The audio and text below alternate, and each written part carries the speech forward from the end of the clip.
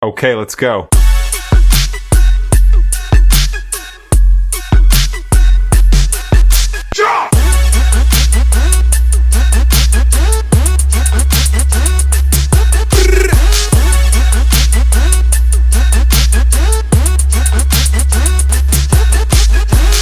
Hey, really fast, I just want to say something. For whatever the reason was, while we were recording this episode, I was having a huge issue with the audio equipment and the video equipment messing up, the cameras and stuff. I don't know what the deal was, what the malfunction was, but we have got it corrected as best I can tell, and it won't happen in future episodes. But I did not want to waste this opportunity because both me and Javi it took us weeks to wait on this because of both our schedules being crazy. So I appreciate you, Javi, as always, and I appreciate everyone else for bearing with me through this video. So the audio is horrible. The video is a little grainy on my part, even though Javi's is awesome. And he was just using his phone. Go figure. Anyways, go check out the video. The rest of them will not be like that. But okay, so check it out. This is episode 2 of the Ink Exchange. And right now we have this awesome man over here, fellow bald guy, Javier Antunez. Am I saying it right? Yeah.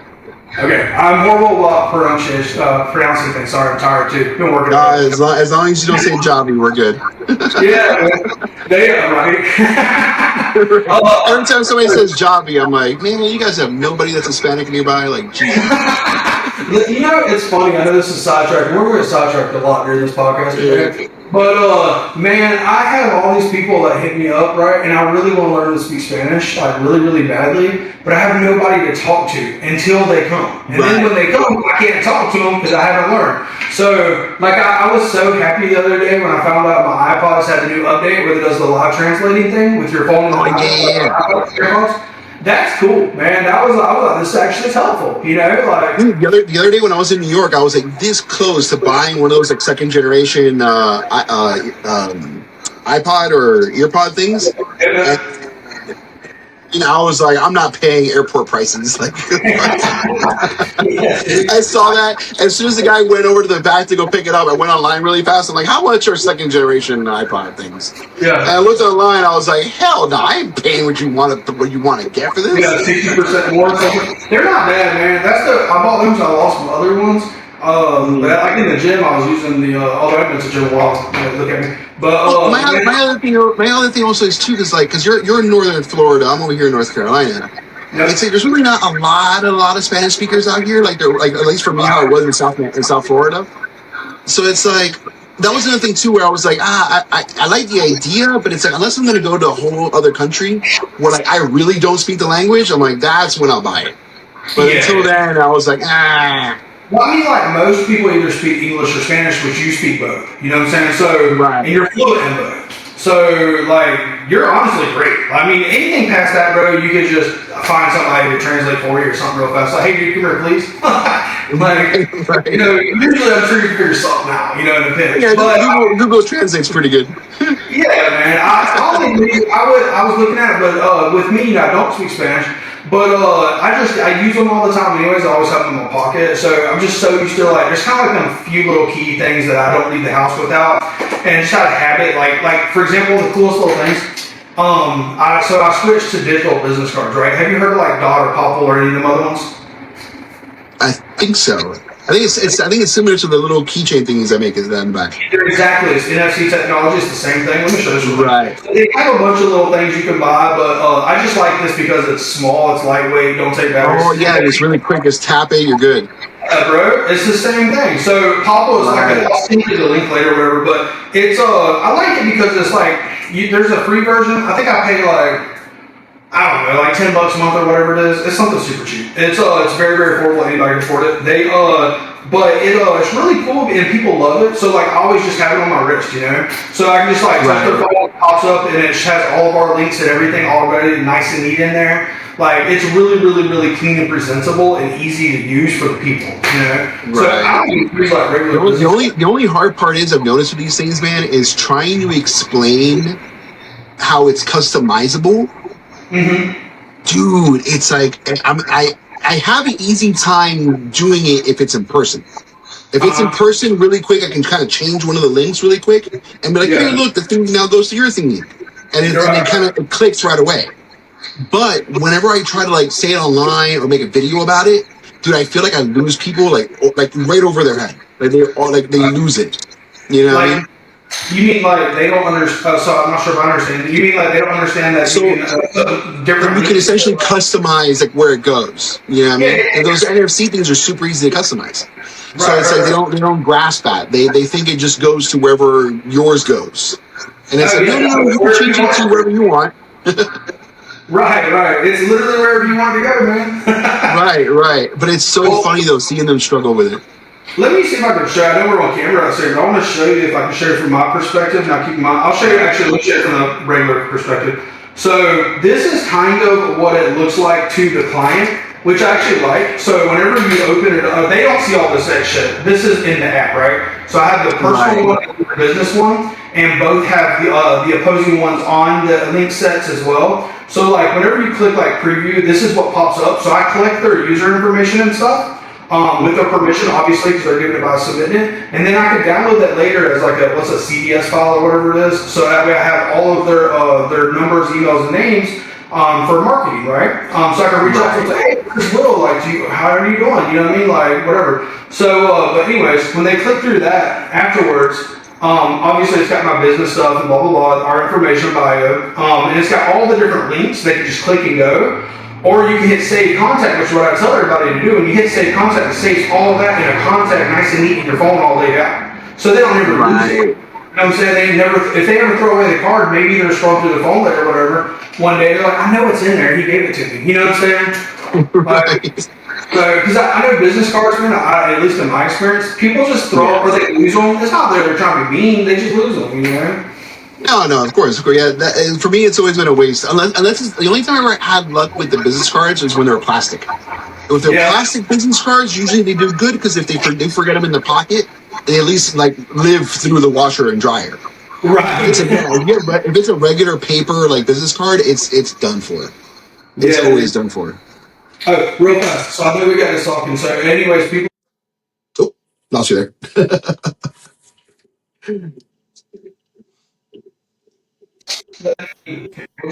Oh, yeah, there you We'll look into that and see why that's coming out later for the following episodes. Because it didn't do that before with Salon. But go. Right. I'll figure that out later so it doesn't happen again anymore. But anyways, so we got Javi right here. Javi is he is from Florida. But that's where he started off tattooing and all that, I believe, which we're gonna get into all that as well if you're willing. Just because I'm Mm-hmm. super interested. And he is currently residing in Mooresville, North Carolina, I believe. Yep, yep. Yeah, man. So your shop is, which by the way, dude, I Huh? love your tattoo shop's name. Whenever I heard that, I was like, fucking genius. They are like the death grip thing, by the way. That was genius, Mark. That was like the perfect name Yeah, for that the was a shop. fun one. Yeah. That was a fun one. We had our issues with the first run, but then the second run was really good. That one we ran out like really fast, which is pretty Yeah. good. Yeah, yeah, yeah, that one Are you did pretty still good. making them? This again? Are you still making them? We paused because it was we had gotten it. I think it was after COVID. We got our first shipment, and then when we started doing the whole move across state, we're like, you know what, we need to pause on like all the stuff we're gonna like re-up on or resupply on. Same thing with my ointment with Skin Theory, same thing. Me and my wife both made that together, and it's one of those kind of things where when we decided to move, it was a choice of whether we re-up or we move. So it's like everything's kind of been put on pause for like a little bit until we're kind of like back to normal and kind of stuff. But let me tell you, dude, Florida is nice and all. Like South Florida is great, but dude, out here it's so pretty. Like it's so nice to have the season changes. Like it's kind of cool. Is like I started claiming trees on my drive to work. So like I'm like, oh, that's my tree. That's my tree. It's really pretty. Look how orange it is. It's my tree. And then when it started dying, I was like, oh, my tree disappointed me now. I mean, like seriously like that. But it's like, dude, like I never thought I'd be this much into nature out here. You know what I mean?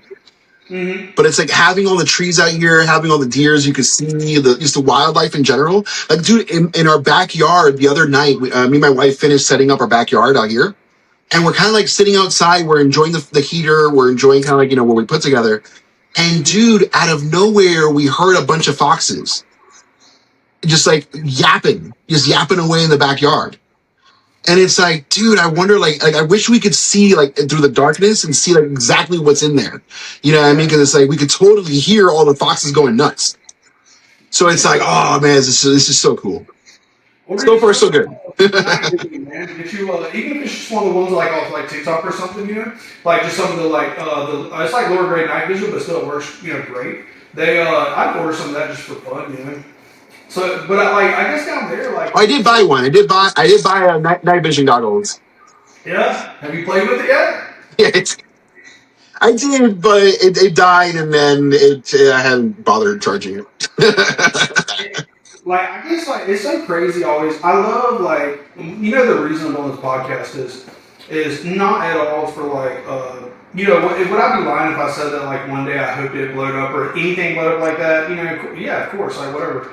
But the real reason I'm doing this stuff is just for fun, man. Just because like I'm not gonna lie, like I find other people so fascinating. Right. Like so fascinating, dude. I don't care if you're the random person, especially people that do interesting things with passion. Whatever that thing is, I don't care what that thing is. Dude, you can clean houses, but if you do it passionately, you have like picked out the best soaps and the best whatever, and you got your perfect little colors and the best fucking vacuum. You know what I mean? So so it's interesting too. No, dude, that's how I get with my clients too, man. There's sometimes my clients will start telling me what they do for a living, and I'm like, dude, and here I am, just fucking tattooing, and you're doing some cool ass shit. Yeah. Yeah. Dude, yeah, same. Well, especially your clientele, because your clientele, like most of all your clients fly in now, right? A good majority, yeah. Yeah. Which is really cool. Yeah, man, that's actually. I know with us, like I'm starting to have like most of my clientele is like local people, but I'm like as we get better like quality that we're pushing out and raise the prices, it seems that the combination of them two things, balancing out, that right. clients start traveling further. Like I have clients that are coming like 2 hours away, 3 hours away, 5 hours away, 7 hours away. I mean, that's how it starts. It's just slowly, what I mean, but it is. So right. Well, the good part also is too, since you're in northern Florida, it's a lot easier for people to drive into.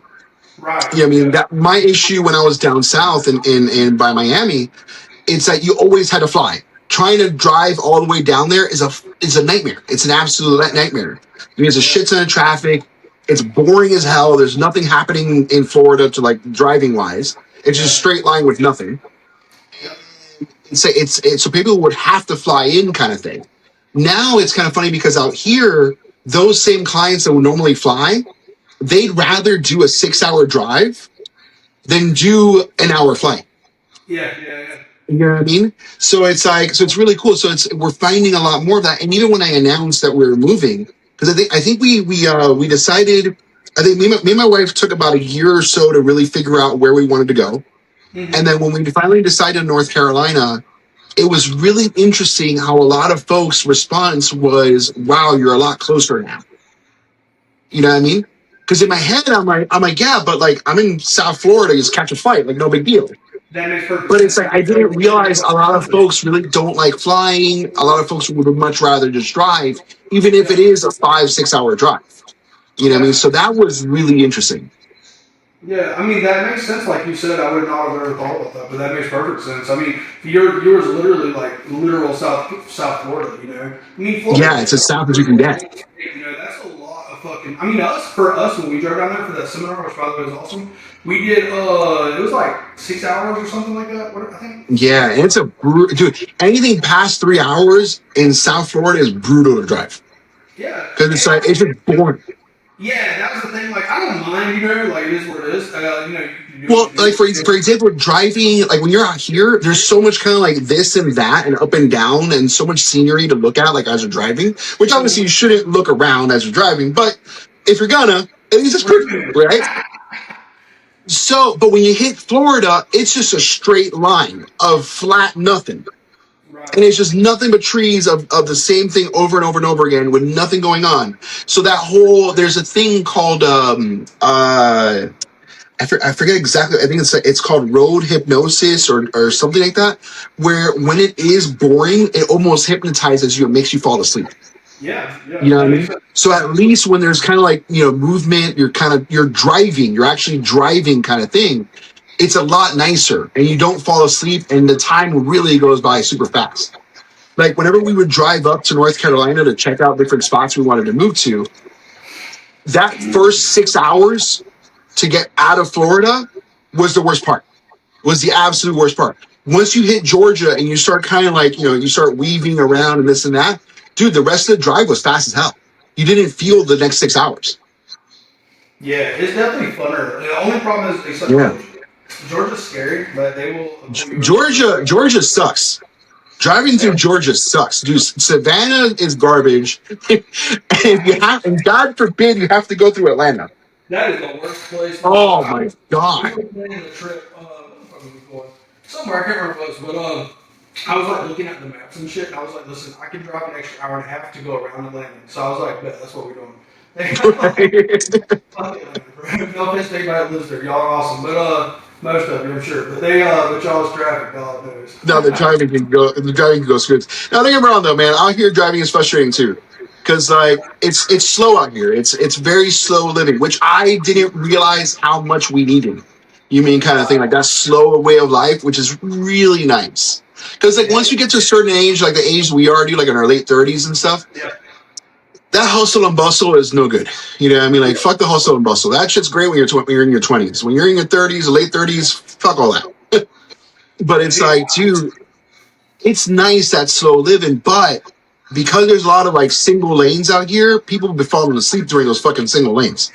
So it's like you're driving and it's like the light will turn green, but nobody's taking their foot off the brake. You know Right. what I mean? So it's like you're like losing your shit Yeah, waiting for the car in front of you to fucking move. So yeah. it's like, because I still got that Miami way of driving. So it's like trying to get past that really fucking sucks. Mm-hmm. Well, But, the town that y'all are in Mooresville, like, what's the population there? Like, roughly. huh?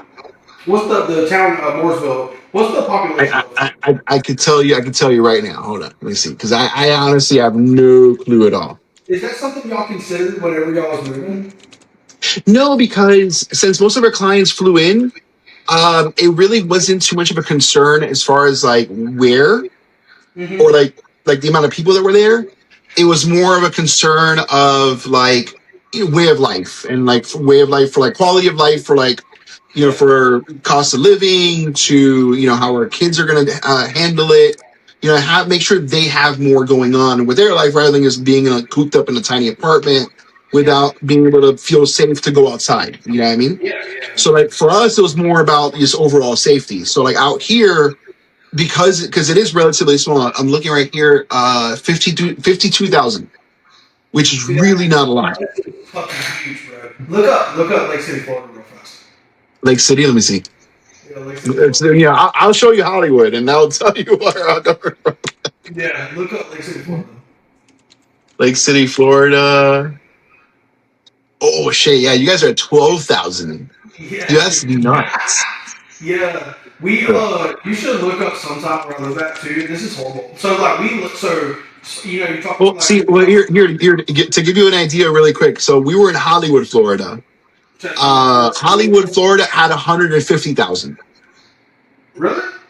Yeah, Hollywood, Florida had 150,000 in 2023, Damn, I was which has already probably gone up a lot more recently. yeah, And then it's just not showing. So to us, it's 100,000 people less. right. So for us, we're like, oh, this is nice. Yeah, and you can breathe. You can breathe. You can move around. We can breathe and we can move. You know what I mean? So like out here, the houses aren't like this. You know what I Yeah, mean? Like there's really nice breathing room with, which I probably shouldn't say because I don't want anybody to get the idea to move out there. You know what I mean? So it stays that way. yeah, yeah. But it's nice, man. And one thing for us, so because me and my wife we're both Cuban and being Caribbean and all that stuff, we always wanted to be close to the ocean. We want to be close to salt water and all that stuff. So for us, no matter what state we chose, it had to be on the East Coast because we wanted to always be driving distance from the water Yeah, in yeah. case we wanted to go fishing or whatever the case is. And then the other thing that turned us on in Mooresville is that right next to Mooresville is this huge lake called Lake Norman. And it's really cool. Is as you're driving up to the shop, there's two really big veins you pass over that you see this massive lake. And it's just huge, dude. Like it just goes on and on and on. And I remember the first time we drove over that lake, dude, we were blown away. We're absolutely blown away. We're like, dude, this is nice. This is Yeah. really nice. Yeah, and that turned us on to this entire place. Ever since then, we've been like, because we never been ones to like where we're at kind of thing. Like we're kind of just like living here and that's it, you know. Mm-hmm. But like when we moved here to Mooresville, it's like we really like where we're at, I mean, kind of thing. So like we will actually want to be like more involved with like the community and like that kind of thing, and actually like here, you know. So that's Yeah. we have plans for in the future for and all that kind of stuff. So I think we're really cool. Yeah, have you noticed? And I'm just being curious because, like, y'all are really nice people, right? Like, it's not like I know y'all super well personally or nothing like that. I don't want to like misrepresent, but you know, but for like talking to y'all and like, you know, when we did the seminar and all that, you're super fucking nice, you know. So I could imagine like, you know, you're getting along with a wide variety of people, you know. Oh, dude, it's awesome. It's awesome. Yeah. Like we met a lot of our neighbors out here. Yeah, like that's the other thing too. So like in South Florida, nobody really talked to one another, kind of thing. That's what I was Like curious. like like here, like if you went to go pick up your kid at school, you would be in like the line to go pick up with all the other parents, and nobody would say a word to each other. I would You go know what I mean? okay, I'm from Florida too, but like, bro, when I'm But like, dude, like in South Florida, like in Miami and stuff, it was really weird. Like nobody really like communicated, you know. yeah, But it's like out here, that Southern hospitality was really a thing. right. Yeah. You know what I mean? So it's like, dude, like it's really nice to just say hi. Yeah. Dude, I'm bored sitting here. I want to talk to somebody. Right. That's what me But and my you know wife. what? You know what it is? I guess it's probably the same thing with like Lake City. It's that small town vibe. You know what I mean? Yeah, So it's like there's not a lot of people. So whenever you do meet somebody else that has the same things that you like, you're like, yes. You know yeah, what I mean? yeah. I So it's found pretty new awesome. people. So like right. So whenever we find folks that are into tattoos out here and stuff like that, we're like, yeah, we're like, hey, how you doing? You know what I mean, kind of thing. So it's been That's really cool. I'm acting like that's like we were talking before. Like me and my wife actually talked about it whenever y'all told us you were moving because we have considered it so many times. Like if you like, you should get if you get bored, you should look up Lake City. So like where we live at, like I said, is Lake City, and then Mhm. that's where the tattoo shop and stuff. And that's where I was born and raised. But Lake City is so bad with crime that and my wife is from McClinney, which is an even smaller little tiny town right next door. Right, it's like 30 minutes from there.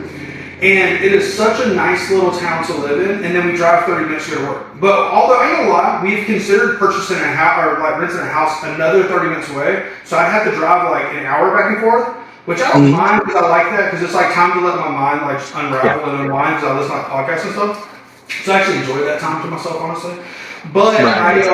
you know, to be honest, but we could get so much like we were just talking before we got online. You know, the house, how much of a house we could get for the price.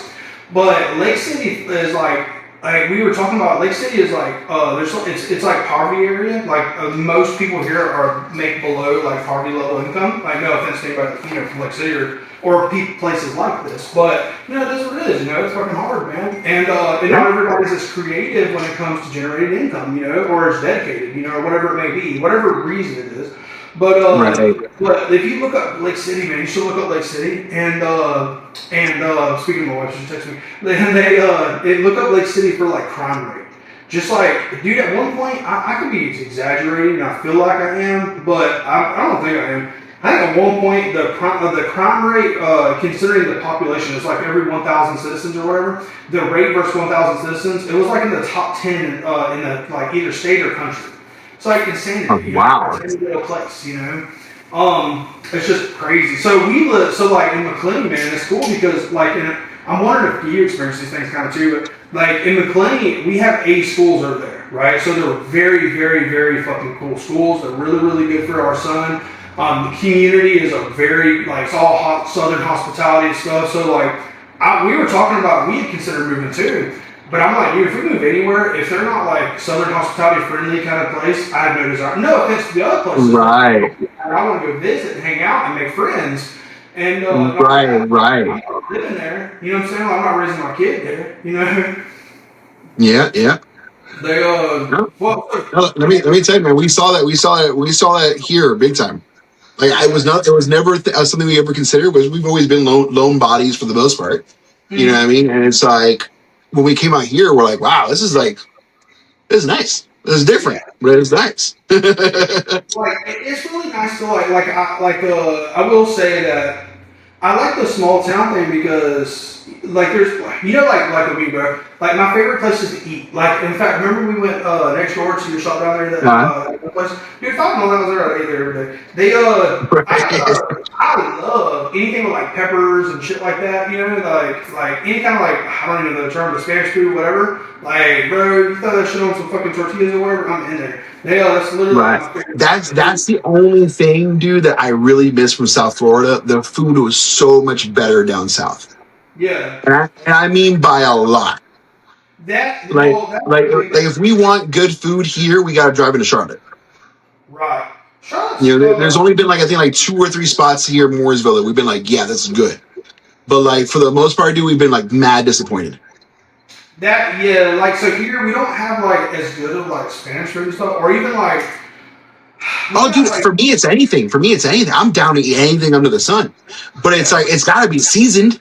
You Well, know like what I mean? that's what I'm about to say. So like same here. Like I like my favorite things are like spicy things, pepper stuff like that. But anything with like, dude, if you got some fucking meat in there, so like some cheese and peppers, I'm pretty happy. Like it doesn't really take a lot to satisfy me. So. Right. But so now I'm like a caveman, bro. As long as I ain't got ranch, I don't like ranch, man. I'm a weirdo. I like Right. hot sauce, Well, dude. dude, here I'll put it to this way: we went to a barbecue place, and you know we're hearing that North Carolina is great for barbecue and blah blah blah and all this stuff, right?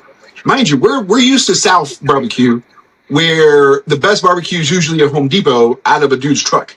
You know Yeah, what I mean? And that's usually fire barbecue. yeah, yeah, Always.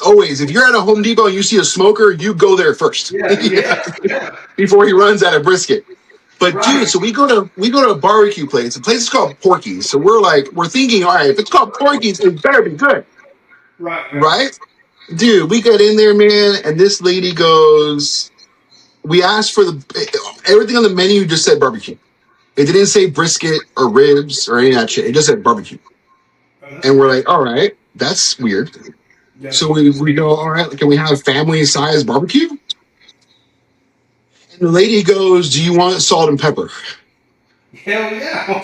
And my wife was like, I fucking hope so. Like, yeah, let it be fucking salt and pepper on it. Dude, and we get it, and we're like, what the fuck? Like, this is not it. Don't get me wrong though. The good part was it was cheap as fuck.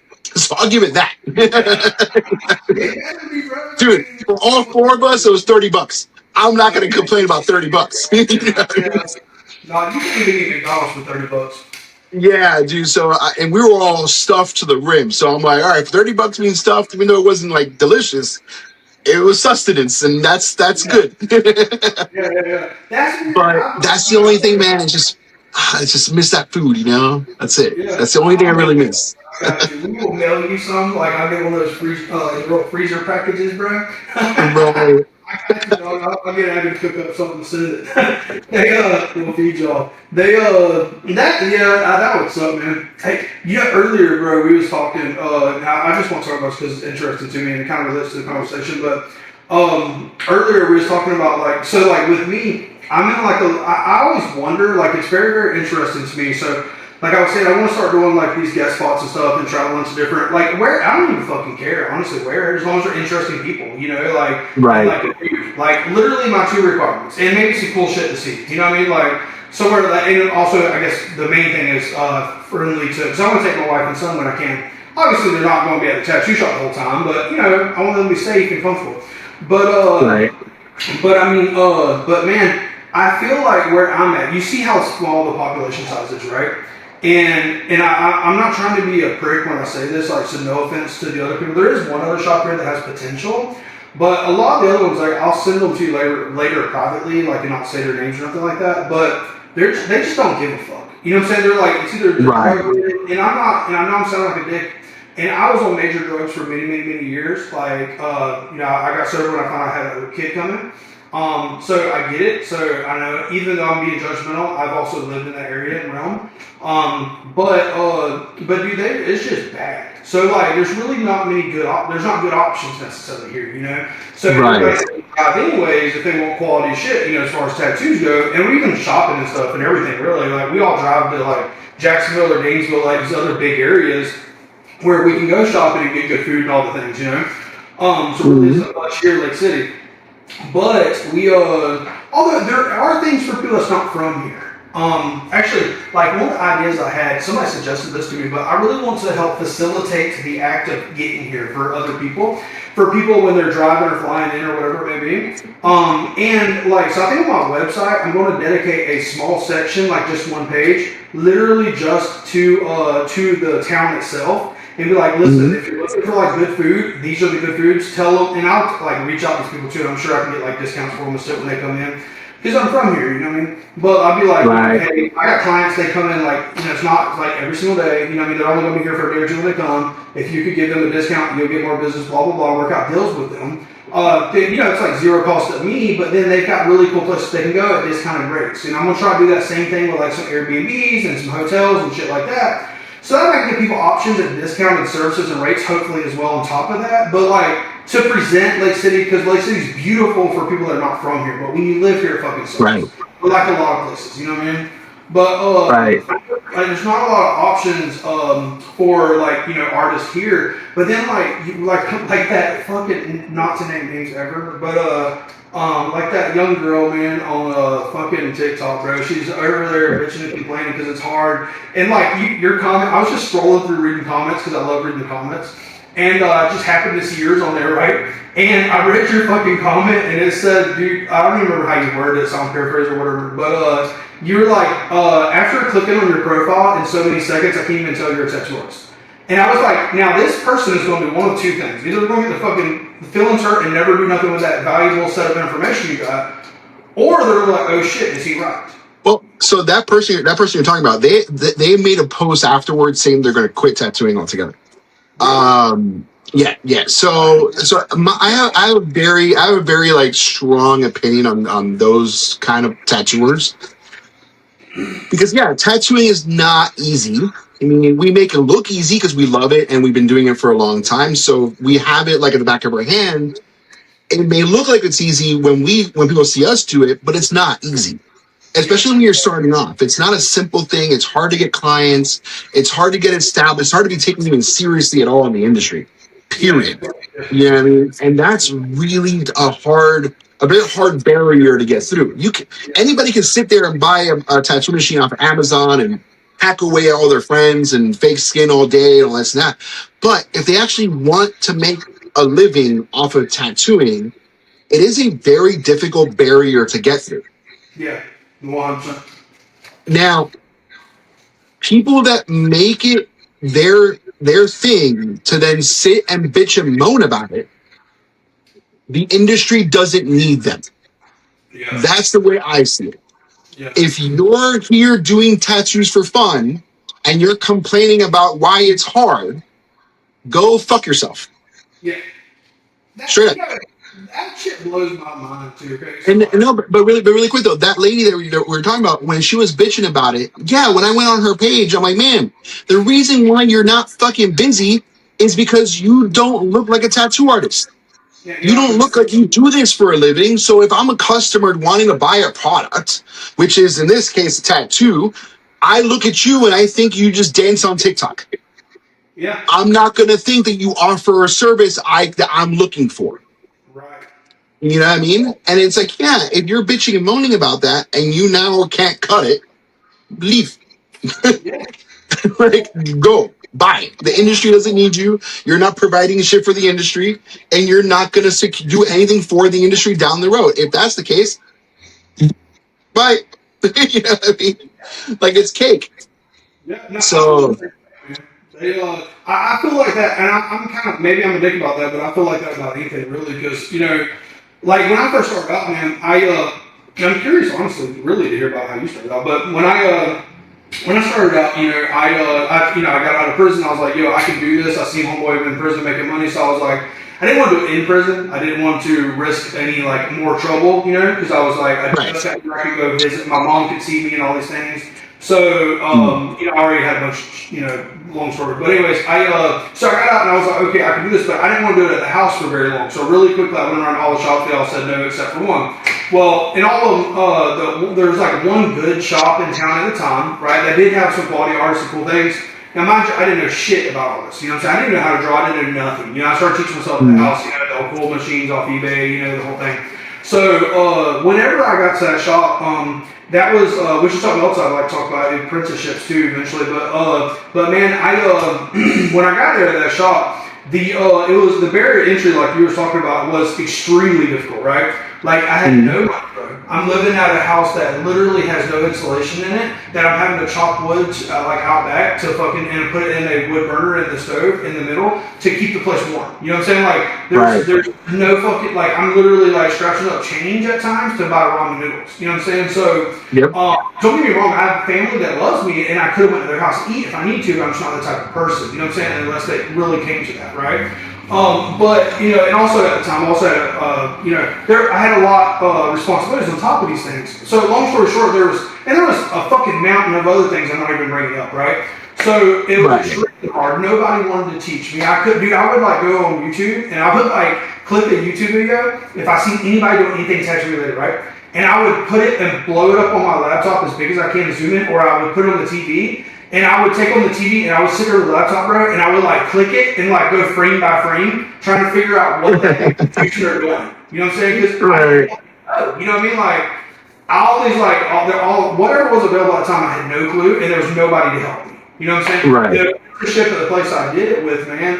No offense to them, but wasn't really a conductive environment. They wasn't teaching shit. It was just about money, and they, to be fair to them, though. Also were self-taught and had no desire to grow. You know, that same shop, without naming them, they're still in the same exact place that they was. You know what I'm saying? And it's just not what I had in mind, you know? So... But you know what's funny, though? Sometimes that there is times where, like, there is an enviousness there about that kind of thing, you know? Because it is kind of cool if folks that feel that way are, like, you know, they're, like, content where they're at. I always wonder, like how blissful that is, you know? Okay. So like that blissful ignorance kind of thing, you know what I mean? Like, because you know, because we're cursed with the thirst for knowledge. Yeah. So, and it is a curse in a sense because we're never really happy, no matter how much of it we get. Yeah. So there's got to be like that ignorant bliss in being content. So there's times where, like, you know, those kind of tattoo shops where they're perfectly fine, chucking in walk-ins and flash all day and all that. There's times where, like, yeah, you mean I would hate to be there. I would hate to have that kind of life. But like, man, if that makes you happy, you know what I mean? Like, forget about that specific people for a second. Yeah. I'm talking about, but that personality type. So like I would say like there's two type of people that like one I love and I would hug them every single time and they're the most awesome people ever. And then there's this other personality type I can't fucking stand, right? And there's the one that like, and let's say you have two people that are both 55 years old and they both work at McDonald's, right? There's nothing wrong with working at McDonald's. But I think we could both agree, unless you're the personality type that you're just happy there and you're very content, then there's nothing wrong with that. You know what I'm saying? If you're happy with your life, you're living what you consider to be a quality life, man, working at McDonald's, and that's fine. But if you're the type that it's at 55 and you're still fucking complaining and bitching because you're working at McDonald's, you annoy me, sir. Or maybe right. No, it's exactly what it is. Because no matter what, for the most part, we are in control to some degree of the life we live. To some point, to some degree. Of course, there's limitations and there's walls that some of us can't overpass, or the case is. But I mean, if we are miserable where we're at, there's ways to change that. You know, we have to dedicate more time, more brain power, more money, whatever the case is. But if we, as a human, we can move walls if we really, really want to. Yes, we can. So if you're gonna be there and complain, I'm with you 1,000%. It's like, shut up. You know what I mean? Like, I don't like being around. Like I know, like I sound like a prick probably when I say this to people. If people are watching this, but it is what it is. I'm the type of person that like I don't want you around me if you're not trying to improve yourself. You know, whether Yeah, at least to some kind of degree. yeah, I don't care if like let's say you dig ditches for a living or that's your hobby, whatever, right? And you're like, I'm gonna dig the best fucking hole ever, right? And you go and you get like spazzed out and you find the perfect little shovel to get like the perfect fucking angle or whatever. I don't care what it is, but you're awesome to me, right? Like, Right. you know. But if you're not the type that's trying to do things in your life to better your life for you and yourself and your family, Dude, and it's funny because it could be anything. It could be literally anything. Like for it could be either being a better husband, being a better father, being a better just anything at all. Whatever you and it could be the smallest little thing, the smallest little. Hey, I did this a little better today. You know what I mean? yeah, a little bit. I know it sounds corny, but I try. There's a few things that I try to live by. And one of those things, even though it sounds super corny, is like if I didn't learn something today, then I lost that day. Like I failed it. So like it could be the most useful set of fucking knowledge like ever. Like it's funny, like you said earlier about the knowledge things. It's so true. Like I'm always like listening to these podcasts or I like to read when I can make the time. Which to be fair, this last year I ain't read nothing hardly at all. But I love like audiobooks and stuff like that too. You know when I'm driving. So even if it's just some random fucking knowledge about AI or whatever that's super interesting to me that I may or may not have any effect on in my life, it's still something I learned that I maybe could utilize later, or it's just interesting. You know. But if I didn't learn nothing today, then I better have done something super productive otherwise. You know? It drives me nuts. I always tell myself, man, I tell myself, I'm like, dude, next fucking Tuesday or whatever it is, right? I'm like, I don't have no appointments, so this is what I'm going to do. I'm going to go home, I'm going to give you some fucking cake or whatever it is, or just like some food or like DoorDash or whatever. I'm not going to leave, okay? I'm just going to stay there, all right? And I'm going to fucking play video games all day, you know what I mean? And then I tell myself that I'm prepped and I'm ready. And then the day comes and I'll do it for like an hour or two, a couple hours, and I'm like, all right, I'm fucking bored. We gotta do something, you know? I'm wasting. Right. That's the first No, time. but you know what though, man? I don't know. Like I've learned. COVID taught me this. That little lockdown when we were like off for a whole bunch of months. Because of that, I learned to even when it is slow and you got nothing happening, nothing going on, enjoy it. Because because of the everyday hustle and bustle to survive and this and that stuff, when we do get that moment where nothing's pressing, nothing needs to get done really, do nothing. Just enjoy breathing. Enjoy like the air we breathe, you know what I mean, kind of thing. I don't know, the older I've gotten, the less demanding I am of myself. If that makes sense. I think I just get like I'm too ADHD, you know, like I'm like Yeah. I need to like My ADHD is comes with a lot of hyper focus. So it's like I can hyper focus on nothing. Yeah. So it's like I've learned to kind of enjoy the breath of air. you like with tattooing, like so like you're a monster, bro. When it comes to tattooing, not only just like skill level, and all that stuff. That's pretty apparent. I mean, it's very obvious. Anybody can just click on like any of your social media and stuff like that, or tune in your TikTok lives. Which yeah, you're like up there right now, man. But you tattoo for hours at a time. Dude. You tattoo. How many hours do you think you tattoo on average per day? Per day, I mean, it depends because some like for example, like now. Because we just moved into this town, I'm kind of like accepting a lot of walk-ins, and for the most part, we're really trying to like get to know people in the town and all that kind of stuff. So like I've been doing a lot of like smaller pieces where like they'll be like an hour, 2 hours, whatever the case is.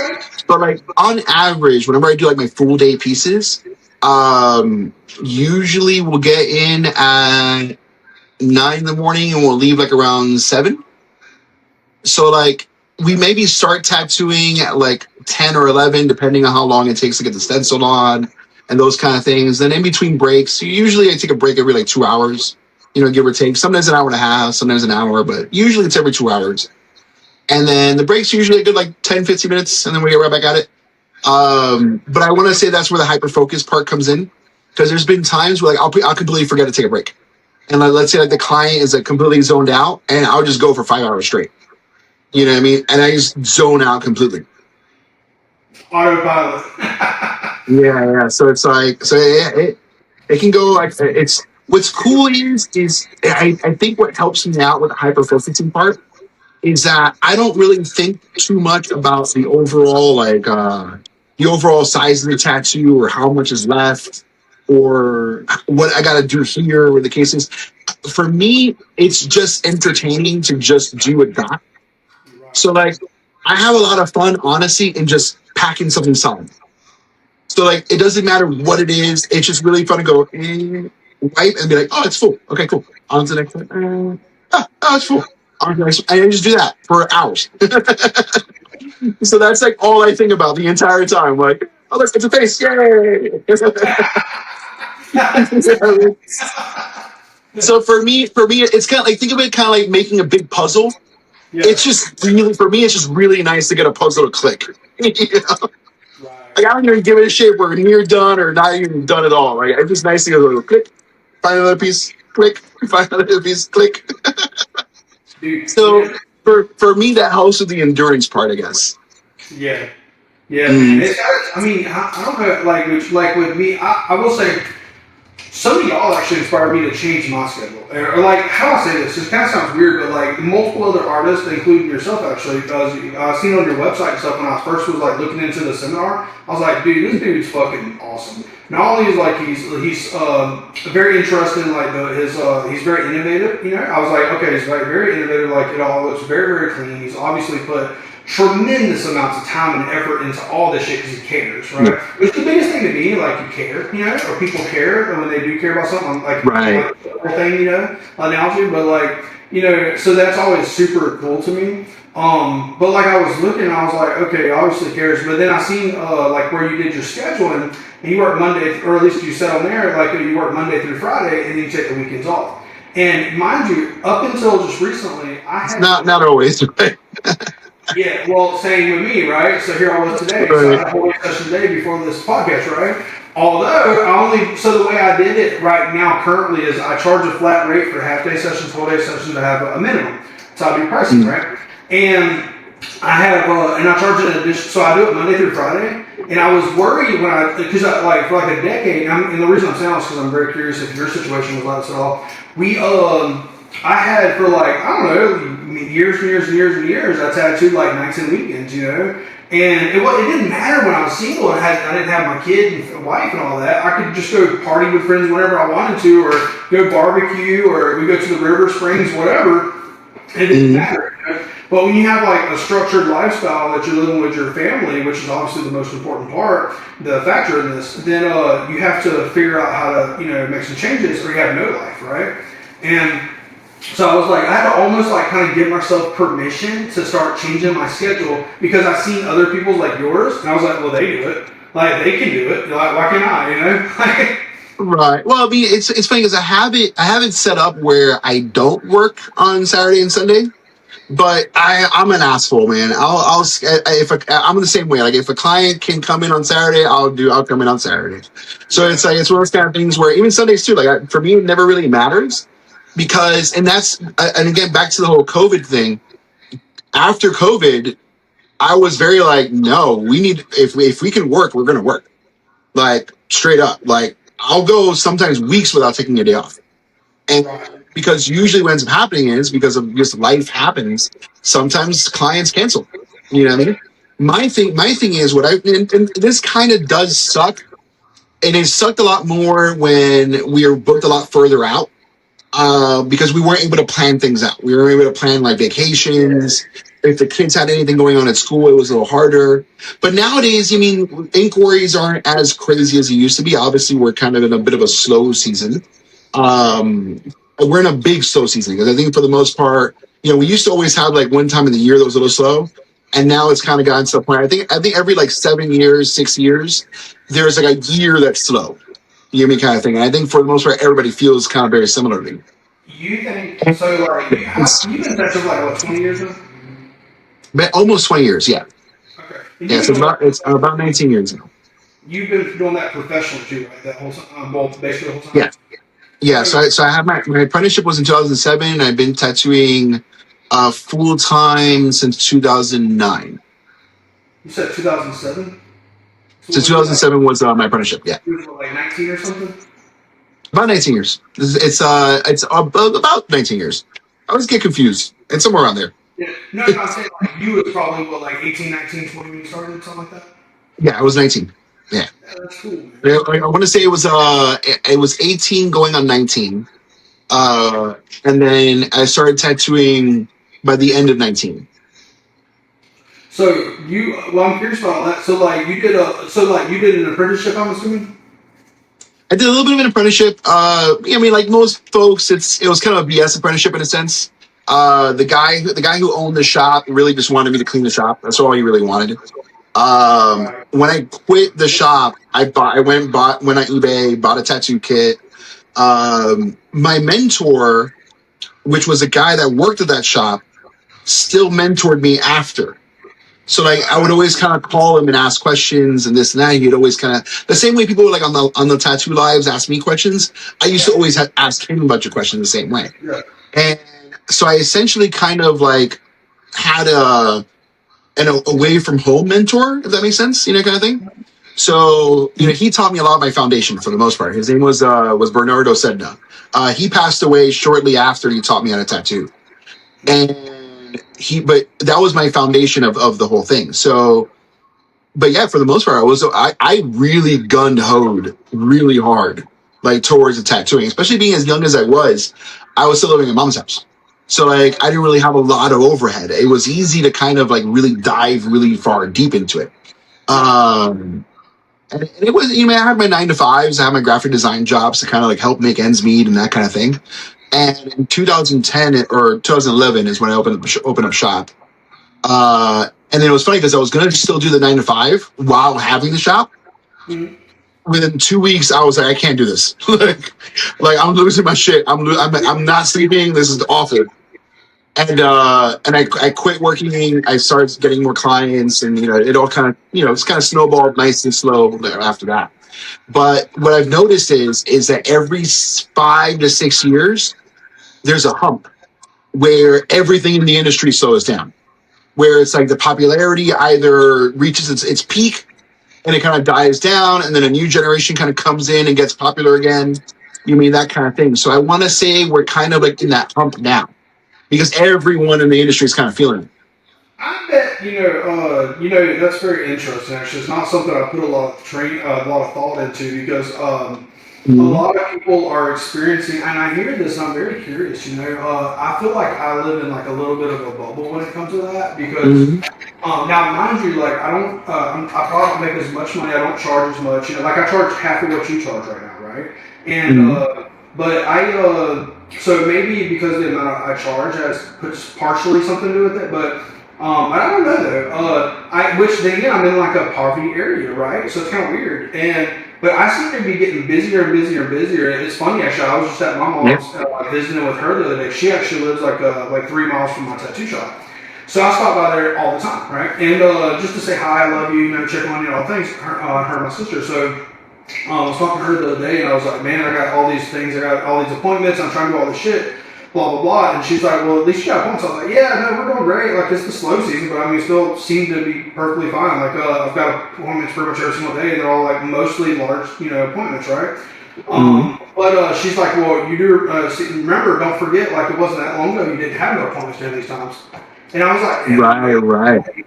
Honestly, like, well, first off, I always try to be very grateful, right? Because I'm a very grateful person in general. Like, or try to be, I'm not a perfect person, but anyways, but I think about like, am I living in a bubble? Because I hear about all these people all the time talk about the tattoos, and they're talking about like how the industry is getting super slow, and they're having problems like booking clients and things like that. Where with me, I feel the opposite. I'm booking more and more and more. Right. Well, I want to say that you're like exactly like you said. I think it's the bubble, and also the fact that you're in a smaller town. It's one of those kind of things where because small town energy is really cool in the sense where if someone's really happy, they really talk about it. You know what I mean? So like customer wise. So it's like so obviously if your clients are really happy and you're in a smaller town, they're gonna really yap to all their friends, anybody they know, and so on and so forth. That's what I'm noticing here. That's why like I'm not like it's funny. It's usually I have a flat day rate, for any piece for the most part. But with here locally, if it's a small piece, I'll charge hourly. I'll charge like a smaller amount. If it's a really small piece, just to get it in, just to get them talking about the shop. You know what I Yeah. mean?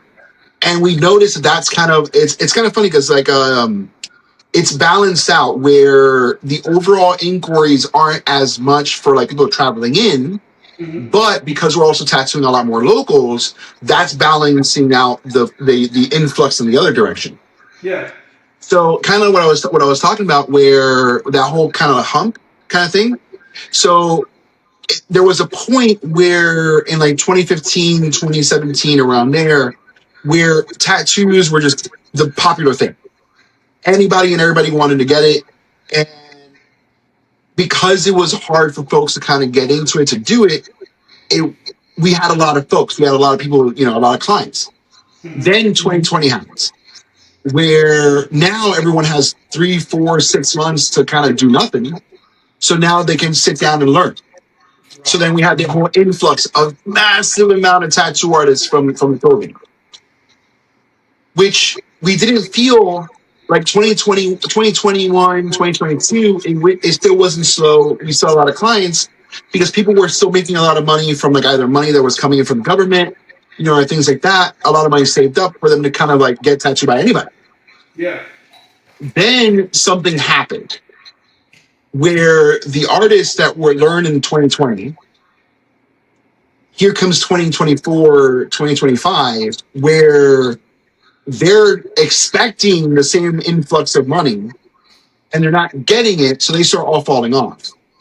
Some are still around, still doing kind of like not great work, still kind of tarnishing the industry in a sense, Right. which then gives clients a bad taste. Yeah. And I think because of that massive influx of tattooers that came during COVID, and a lot of very, you inexperienced tattooer that shouldn't be tattooing, gave a lot of clients a bad idea of tattoo industry. That's, I think, where a lot of folks are kind of feeling that whole, wow, it's really slow. It's like, yeah, it's really slow because one, you may not have a really big reputation where you're at, and they don't trust you, because that's what it is now. It's a big trust thing now, Yeah. where if you're not able to get their trust, you're gonna have a bad time. You know what I mean? You're gonna have a very hard time really scheduling appointments because they just don't trust you. They don't know you. You mean that's what I was talking about with the bubble that you're in, because of that small town energy. They trust you. You mean they talk, they hear from others, they trust your work. Yeah. Other tattooers that may not have that are going to have a really hard time really securing that. That's why, to me, like the tattoo lives are really important, because being able to show off like in person what we're doing as it's happening, that in itself builds a lot of trust. You know what I mean? Yeah. So it's like it's one of those kind of things where trust is really the name of the game when it's slow. Right. And so long as you can build that trust, you won't be slow. Yeah. But if you're relying on social media clicks and this and that, it ain't gonna happen. Yeah, man. I think I've noticed too. Like, well, so I always like I'm always like interested. Like, I want to hear other people's perspectives because the only perspective I have is mine, right? And that's limited. Mm-hmm. It's very limited. So it's really interesting because like I talk to friends that are like in different, even different countries, but different states and stuff, and like you, and and it always seems to be like a little bit of different answers, like different perspectives. So it's always very interesting to me, and I think it's just like most topics. It's as complicated as you can make it. Yeah. This is like because there's so many variables at play. Like like with me, man, like the lives. I love the lives. I like doing them. I was actually, bro, I ain't gonna lie. The first tattoo I did was this the first live, man. Mm-hmm. I did this on one of our clients. He's super fucking cool, him and his wife. But I did Airbender Aang. Have you watched Airbender? So I did Mm-hmm. the air on his head, right, going straight back with the fucking symbols in the middle. Oh It yeah, was yeah. super cool, man. But anyways, I'm tattooing that, right? And there was like 1,000 plus people watching me that first live, and I was like, I wish I could get the same amount now. You know what I'm saying? There was like literally between 1 and 3K or whatever that first live. It was insane. Right. So I was like, oh god, this is like a little bit nerve wracking. Like I don't really. It's overwhelming. Yeah. Yeah, I'm like, well, I don't really mind people watching. That's not my problem. But trying to keep up with like the comments or any of that shit, it's impossible. And I didn't have Well, the TikTok and all that shit set well, up. But what's funny though is that I stopped paying attention. Like I kind of stop because when it does get to that point where it's really hard to see it, a lot of times too, like what I've noticed with tattooing, especially on lives, people don't really care. You know what I mean? Like we have our people that like tattoos, but the majority couldn't give a fuck less, and they're usually gonna say things that maybe super duper negative but have no weight. You know what I mean? Oh yeah, yeah. I don't So care. because of that, I've learned to just not pay attention anymore. Dude, Because like if it does get so bad I can't handle it or can't like keep up with the comments, I just don't care. Like I yeah. just give up. Yeah, I'm like, fuck it, just watch me do it. Dude, I had the other day, like, I love it, honestly, when it happens, like, but now, I always, like, reaffirm this with my client, like, just in case, you know, because you have different personality types you tattoo, right? Mm-hmm. And maybe you've experienced this, but I always tell my clients before we go live, the ones that, so, like, I'm in a small town, like you said, right? And I don't mean this in, like a big-headed kind of way or nothing, but I'm from here, you know, everybody already knew me, you know, before tattooing, you Right. know, I tattooed, like, I'm like a fucking celebrity around here in a weird way, like, I Oh, the audio. I think the audio cut out.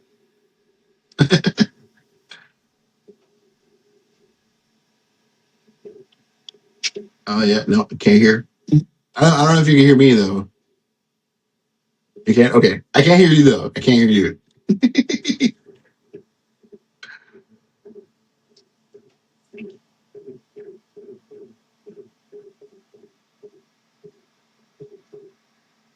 Yeah, I'll let you know when it comes back on.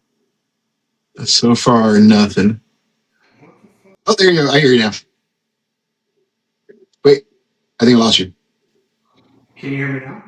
Okay, I hear you now. Yeah, yeah, yeah. That's so weird, I'm having to hold the space bar. What the Oh, fuck? weird. It didn't before, yeah, let me try to let go again, let me try to let go. Yeah. That is so weird. Hold on, I think I know what's going on, hold on a second. I don't know why I did it, but Uh, okay, can you hear me now? yes, I hear you now. Okay. That was so weird. It like muted me randomly for whatever reason I didn't realize. So when you press and hold with the software, where you press and hold the space bar, unmutes it. Yeah, like I know, like I've noticed with well, I will say you're really good at this, so you can probably on this. I always say remember I sent you that one guy's marketing thing. And I was like, I don't fucking know. I'll waste $48 or whatever, $50, you know, just fuck it, you know, to try it. And Mm-hmm. do you know what I'm talking about? I don't remember. I don't remember which one it was. I can't remember. His name's Ryan or something like that. Whatever it is. No offense to him. He saw when he's doing his thing, whatever. But so I clicked into. I didn't watch the. I didn't actually attend the Oh, event. the mark. Yeah, yeah, yeah. I remember the marketing thing you're talking about. Yeah, yeah, I was like, fuck it, I'm gonna try. You know, I'm always like down to like try most anything, you know, and at yeah. least Mm-hmm. take a look, you know, and see if it's worthwhile. Because you never know, it might be a gem of information or it might be a fucking waste of time, right? It's like, you know, but and we'll see. So that was kind of like I didn't attend the actual things. I had appointments or whatever, and I was like, yeah, I'll just if I could watch the live, that'd be cool, or the recording, you know. So they're like, yeah, it's recording, so cool, you know, and so. I did my tattoos, went back, watched that later. And I was watching it, and like to me, when I think about marketing, all I think about and all that, well, not all that matters, but what I mainly think about is just awareness, right? You need Right. two things. To me, you need two things, well, three things, but two things mainly at first, right? You just need to have a product or service, and then you have to have awareness for people to find that product or service. You know, Right. without the awareness, or without the product or service, you ain't got shit. But if you do have that and you have a quality product or service that you can provide, then that comes into awareness. And awareness is what marketing is all about. You just need people to know who you are and what you do. And two most Right. important Yeah. things. You know? The eyeballs. Yeah, exactly. Yeah. That's Yeah. the biggest thing. Like, and I noticed like it's kind of weird because just here over the last few weeks, I've really been like focusing on TikTok a little bit more about posting and actually like paying more attention to how I post and stuff. And they've been getting more views, right? So the average views for me, bro, is like 200 or whatever, right? And now they're getting like 1,000, 3,000, 20,000, 10,000, whatever it is, which is cool. So I've noticed, like I posted one reel on and I posted on my business page, even on Facebook for our business Facebook here, and it has like 40 or 50,000 views right now with like, I don't know, a bunch of reactions and stuff like that, which is cool. But the interesting thing about that is I've noticed an influx of other people that I don't normally, or yeah, I wouldn't normally see, like say TikTok, for example. Where I'll even like have people, they come up there, hit me up, for like Jacksonville, like an hour away or more. They're like, hey, I found you on TikTok. I was wanting to see if you could do this tattoo, blah blah blah, and like they're scheduling appointments. It's actually converting. Whereas that Right. one dude, man, his fucking like, dude, I logged in, I listened to a little bit of it, and I was like, no, this ain't for me. They, no offense to anybody doing it, if it's Yeah. working, but he wanted like one of the things. Dude, let me tell you, man. A lot of those there's a bunch. There's one guy, I forget his name. He's got a mouthful of veneers. Like it's the only thing I fucking remember. Let's see, his fucking like toilet seat teeth. You know what I mean? Uh huh. All of these fucking tattoo influencers and like tattoo marketers on shit that don't tattoo or barely post any tattoos, but yet all they do is talk about how they're marketing geniuses and how they're great at showing other tattooers how to market. It sounds like bullshit. You know what I mean? Like, it's like, how are you telling me you're so good at marketing your tattoos, but yet I don't see a single fucking tattoo? Right. Like, how are you're really great at marketing that you can market, that you're a marketer. You know what I mean? That's what I'm seeing. But I'm not seeing you as a great tattoo artist marketer because I'm not seeing none of that shit. So like those dudes that promote that shit, dude, I take that shit with such a grain of salt. Cause I'm always like, nah, you guys are just here like doing this for $1. Right. You know what I mean? Like your money maker is you doing this, not actually tattooing. So it's like, what am I gonna learn? You know what I mean? That's always what I kind of feel like. So it's like it's really hard for me to learn something from someone like that, or at least take it respectfully when like they don't do the thing. Yeah. You know what I mean? They're telling me to do something, but it's like, dude, but you don't do it. So Yeah. it's like it's hard. Yeah, it's really hard. Like unless they have like like legitimate fucking receipts. But it's like if I don't see at least a tattoo part, it's hard for me to buy. It's weird. It's really weird. Yeah, it's hard. Because I know the one you're talking about. I've seen him a bunch of times, and I'll see a bunch of others, and I just in my head I'm always like, yeah, you're talking about shit that's relevant. Well, But yeah. Do you know what his like plan, like his initial? And there's other stuff I'm sure, blah blah blah. But initially, you know what he wants you to do?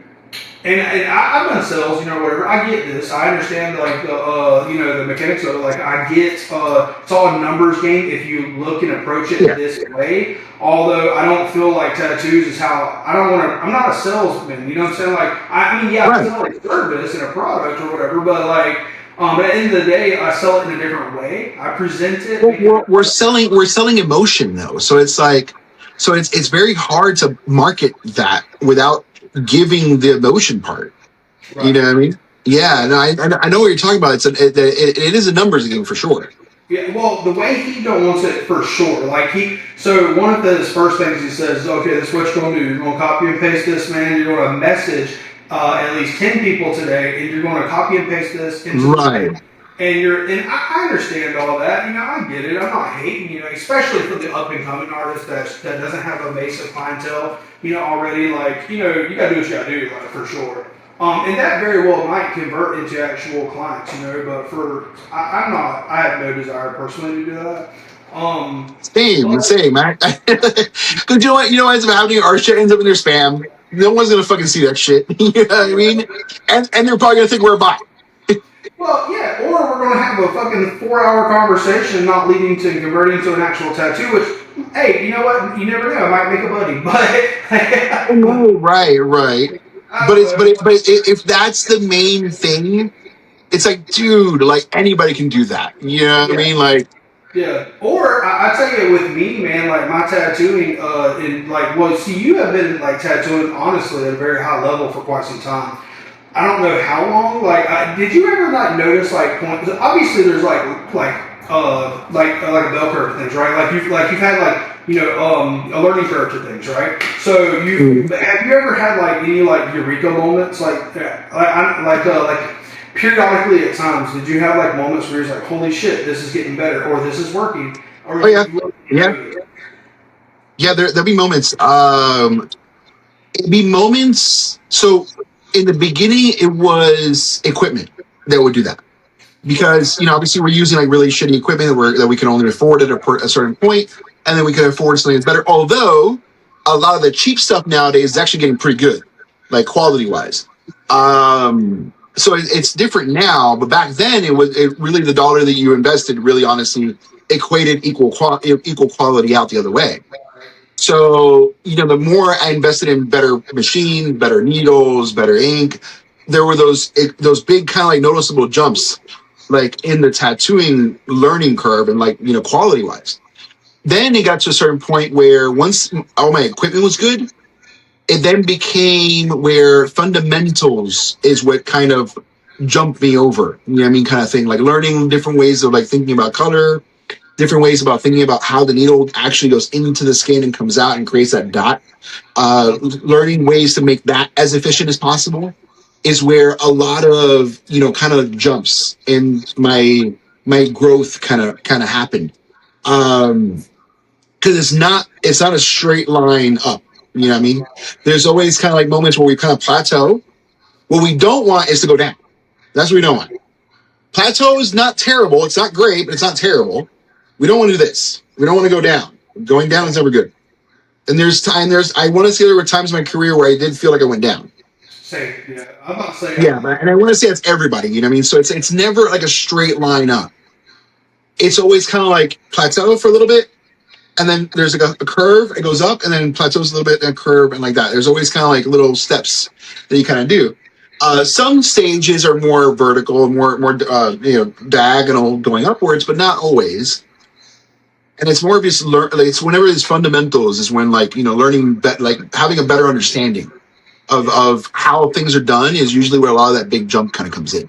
Especially nowadays, dude. Nowadays with AI and like stuff like that, it's no longer how good of an art piece can you create for the tattoo. Nowadays with AI, you can pretty much wish that shit. You know what I mean? And it just appears. So it's like like here, I'll give you a perfect example. So 10 years ago, what I mean, when like none of that shit was anywhere near what's at now.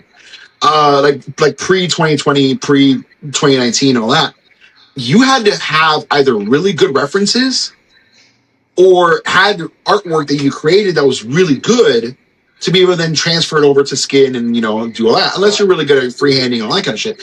But for the most part, most folks kind of need something to look at, to be able to then create on skin. Nowadays, dude, especially as good as AI is getting, because I barely ever see 6 fingers on a hand anymore. Dude, to be honest, if you know how to communicate with AI and prompting and all that stuff, really quick, you have a dope piece of artwork that you can essentially almost take it straight from there to the skin with very little tweaking. It blows my mind how people are so they get butthurt by AI, man. Not my clients, not a single fucking one cares, right? Right. So clients couldn't give a fuck less. Clients honestly couldn't give a fuck less. The only artists that bitch and moan, if you look at the quality of artwork they create, they're the ones that are easily replaced. Yeah. You know what I mean? Those are the ones that have a really hard time with the AI stuff. And I get it because if I was learning how to, introduce AI when I first started tattooing, when my artwork wasn't anywhere near where it needed to be to charge what I charge now, kind of thing. Yeah, I'd be bitching and moaning too because I'd be getting replaced. You know what I mean? And that's what they're feeling. So the artists that are kind of like up their ass right now, or their heads up their ass, talking, being like, really negative against AI, a lot of it has to do with the fact that they feel like themselves they're going to get replaced. And to be honest, if they keep that mentality going, they will. Oh yeah, they will if they keep that up. But I think it's just because that's how that works. I don't like you just said. I kind of disagree, like in a little bit of sense, because if AI got injected into you in your career early on, you would have adapted and you would have figured it out because of that time. You would be forced to. You'd be forced to. You would have to learn. Like that's the name of the game now. You either. And don't get me wrong, there are folks that, they make their artwork work and people like their artwork, even if it's not up to that degree that AI can pump out. they're still pushing out clients, they're still pushing out great tattoos, and they probably will have this stance forever and never give a shit. Yeah. But for the everyday person, though, it's one of those kind of things where, I mean, I get it, but you mean it's one of those kind of things where you either got to get really, really, really good without using it, or at least for the meantime, learn how to use it at least as a tool to some degree. You know what I mean? Really, so I went down to I got invited to go actually with the podcast, man. I had a bunch of appointments off the weekend. Like, dude, thank God everybody's so cool. Cause I just rescheduled like I don't know, $2 or $3 grand worth of appointments that weekend, and I thank God they were cool with it. But I was like, hey, I got invited to go down there.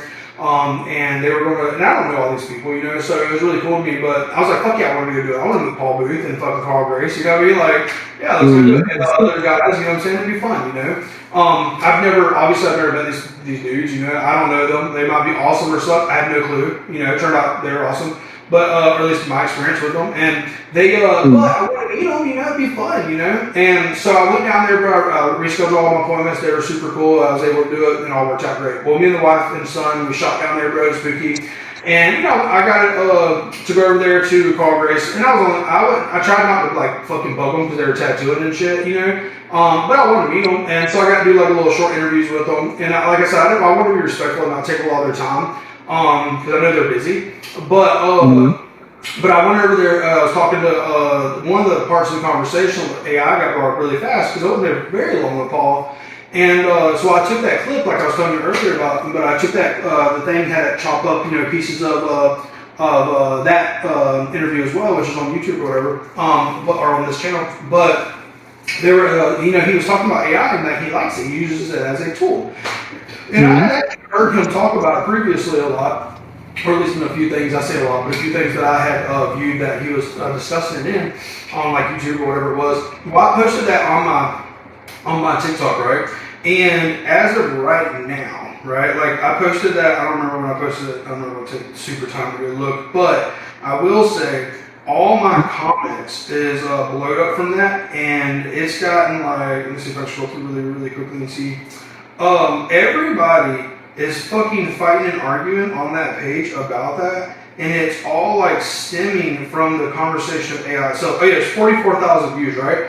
But there's 155 comments, and if you scroll through, 90+% of them are the people that are bitching about it, or the people that, no offense, but suck right now.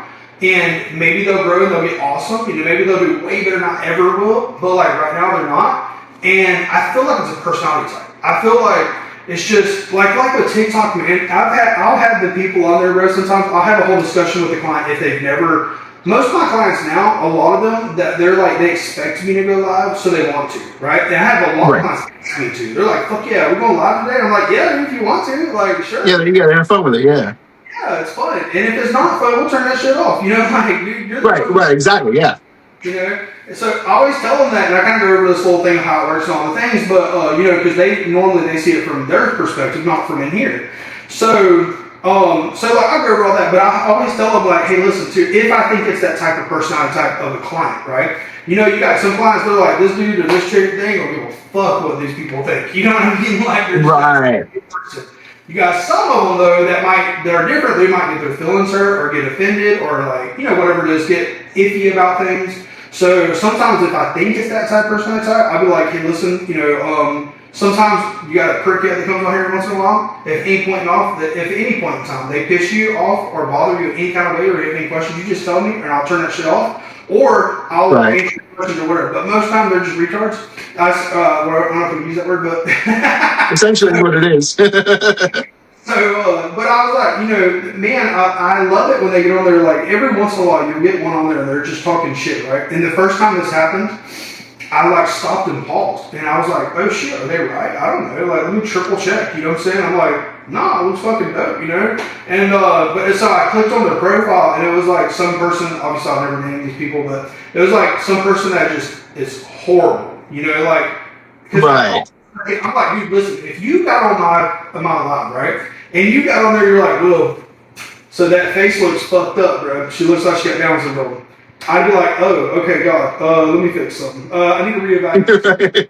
You know what you're doing. But most of the time, bro, it's not. It's somebody that just is not good or don't care. You know, they're just, I don't know, personality type. They're chaos agents, is what they are. They only want chaos. They don't care about anything else. They just want chaos. Like I had a guy once that had such a hard time with the fact that I used a design from Magic the Gathering, and it was a small, it was a knight riding a dinosaur with a dinosaur cat. The dinosaur cat was part of a Magic the Gathering card. God forbid I didn't fucking like go up the artist's asshole and ask for permission to tattoo it, right? Usually Magic the Gathering artists don't give a flying fuck because their tattooing is not their thing. They don't fucking Yeah, care. that's So because of phenomenal. that, usually I use the artwork. If I know about them, I'll tag them. If I don't, usually they don't give a shit either way. It's promoting their artwork anyway. Right. So then, I'm there tattooing it. We're having a good time. This guy loses his fucking mind and makes such a show out of me tattooing this thing to the point where we banned, I think it was 40 different accounts this kid kept on making That's weird. because he was just being he was just harassing. And it got to the point that we finally figured out that if we block the words he's using, he can no longer talk. When he found that out, he stopped and he went to my Google listing. He went to my shop's Google listing to leave a 1-star review. Yeah, that's weird. That's And something I was like, this pathetic motherfucker, dude. Now the funny part is we're live on TikTok. We can't say any of that shit because then we get hit with bullying. So we can't say a fucking word. Yes. So it's like we have to sit there like fucking PC police and be like, no, guys, just don't worry, man. You know what I mean? That dumb shit. And these fucking retards are there fucking yapping away.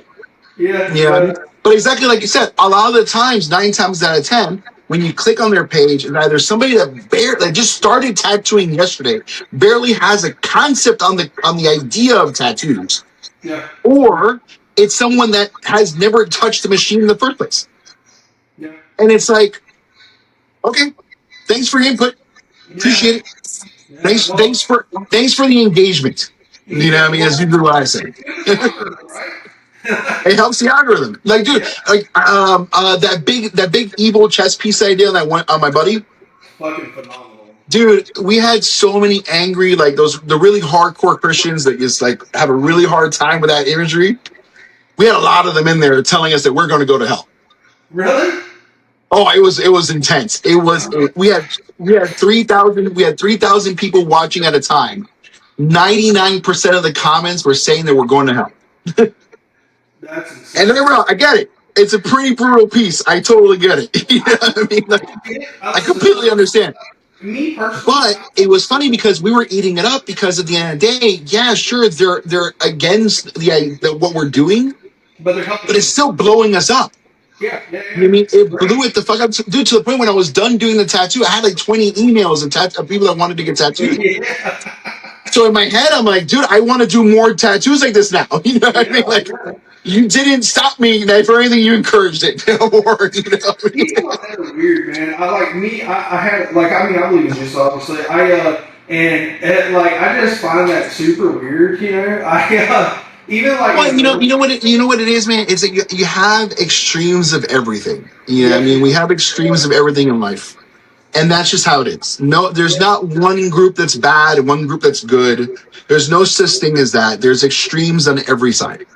You know what I mean? And that's just one of those things. Because I've seen it the other way also. I remember one time I was doing a Jesus portrait and I was getting folks commenting on there saying, "Oh, there's a cult thing, da da da da da," and I'm like, "Dude, it's just a Jesus portrait. Like, chill the fuck out." Like, so it's funny. You have extremes on both ends of any spectrum for the most part. And it is always so interesting to see, though, and I personally have a really good time whenever that happens because I like seeing that psychology of it all, because I mean, for the most part, being the fact that we're in tattooing and we do this for a living, we have a general similarity as far as our love for the artwork. No matter what it is, we just love the artwork, the art of tattooing. So we're like this at tattooing. But when we're doing the lives and stuff like that, we kind of do this, and we see what everybody else feels. You know what I mean? And I that taught me that not a lot of folks like tattoos. You know what I mean?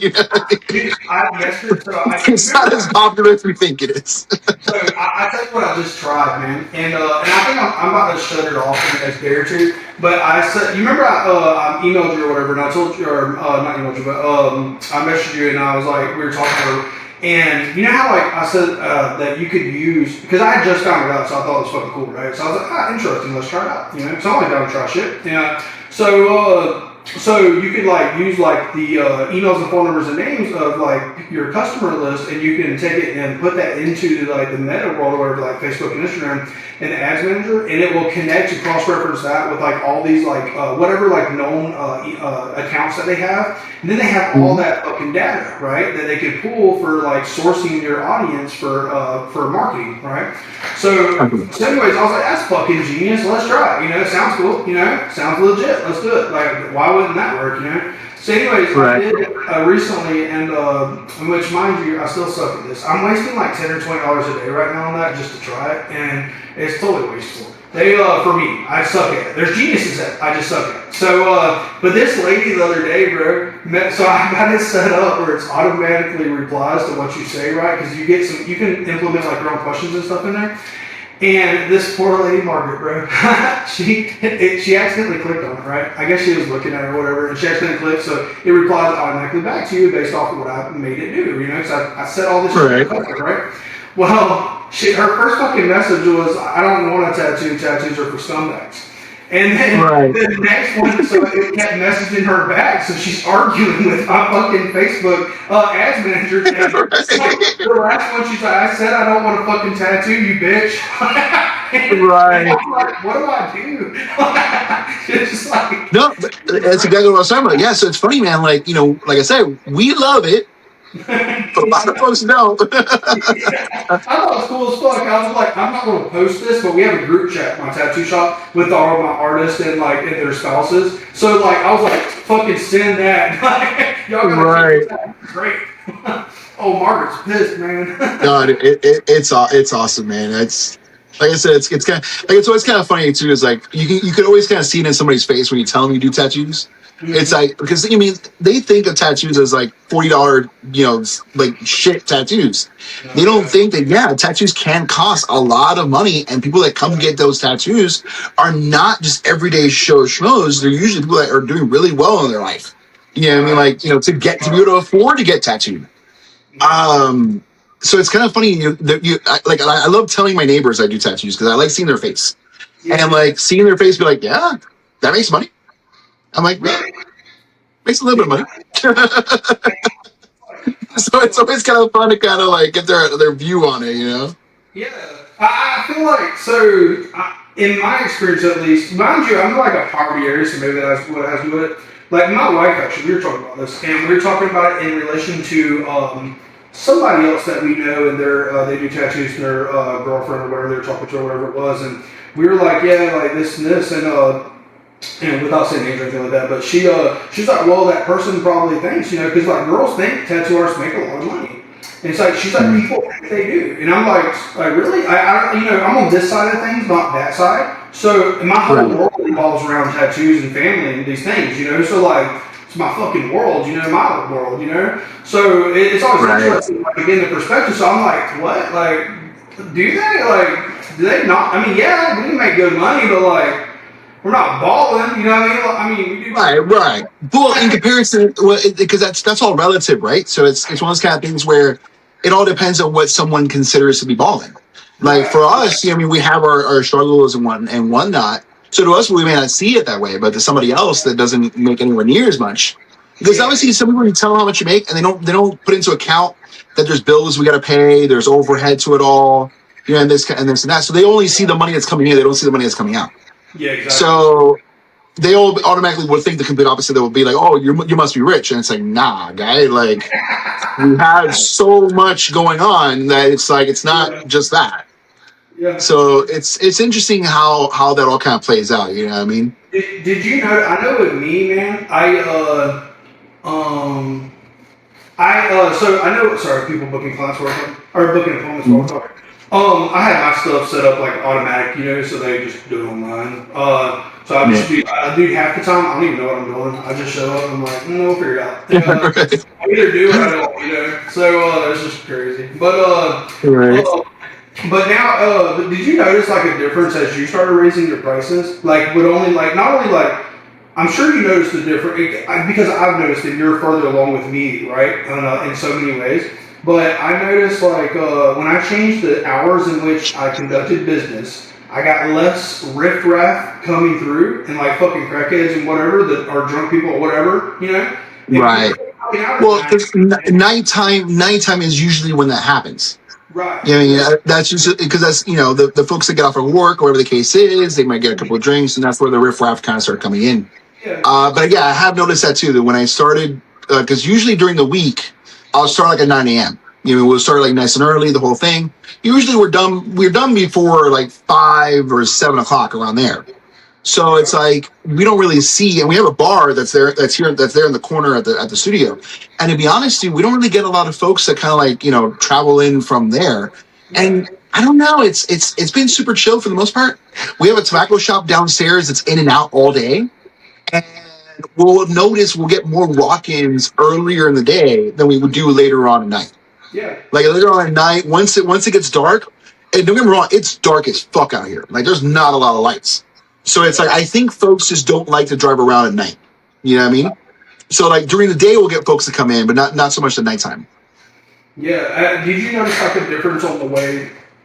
Well, I know with me, like I've been slowly raising my prices, right? And one of the things I did recently was a big change. And I kept it at my tattoo shop. I kept our minimum at 60 forever, right? Up until literally like a couple months ago.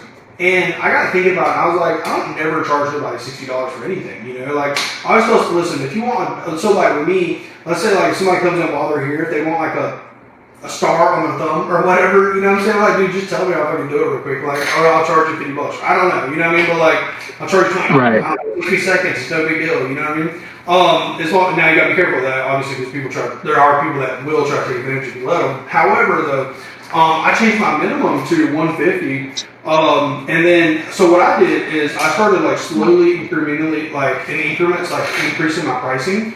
So I'm curious if you went through the same process or still do, but I changed it from like to 150 for my minimum, which still isn't a lot, but that helps with like these little tattoos, still fair, but like, there's like, if it's like 30 minutes or an hour or whatever, what I mean? I'm just like ballparking figures, but let's say that one person comes in and they really just want like so risk, For me, what happened was it wasn't so much when I raised the prices that it changed. It was when I raised the deposit amount. When I raised the deposit amount, a different type of person came in. So I went from 1,500 to 2,000 a day, and my deposit at the time was $300. Right.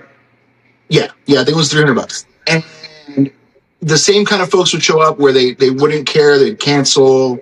Some people really wipe their ass with $300. Like it's really crazy how some people would just kiss that away almost.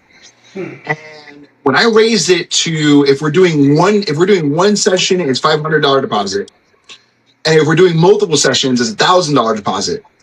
When I raise it to that high, the people that I get are coming. They're not canceling, and if they do, it's in extremes. You know what I mean? It's usually extreme reasons that are totally understandable, like somebody died, or things with work, or whatever the case is. Very reasonable reasons. It's not just I don't want to come. I mean, it's not that. So the I guess the solidness of clients really came in when that deposit was raised. You know what I mean? Now I get people that are very, very serious about what they want to get done. They have a lot of emotion attached to what they want to get done. And they like that I put a lot in the behind the scenes as far as design goes, because I also involve my clients a lot in the process too. So like usually the moment I start designing it, because the deposit's so large, I don't mind sending them a screenshot. I'll send them a screenshot weeks ahead. Well, because the fear always is that if they leave a small deposit, let's say they leave $100, I don't want to send you a screenshot because you can walk away from $100 and get a tattoo down the street. Yeah. You know what I mean? But if you leave me $1,000 and you want to walk away from $1,000, then that design costs $1,000. Right. And I don't mind. I'll fill it in with somebody else. You know what I mean? Kind of thing. Yeah. So it's like, but at the same time, nobody's going to walk away from $1,000 deposit. And if there's anything that does bother them, they'll let me know, like of the design or whatever the case is. So I let them go. Like usually most folks, like you can always kind of tell if they're going to be the micromanaging type that are going to try to like bitch and moan about every tiny little thing. Those folks that kind of be like, hey, tell me everything you want in your design. Yeah. Because those are the ones where I'm like, I'm not going to have creative freedom. I know that from the gate, off the gate.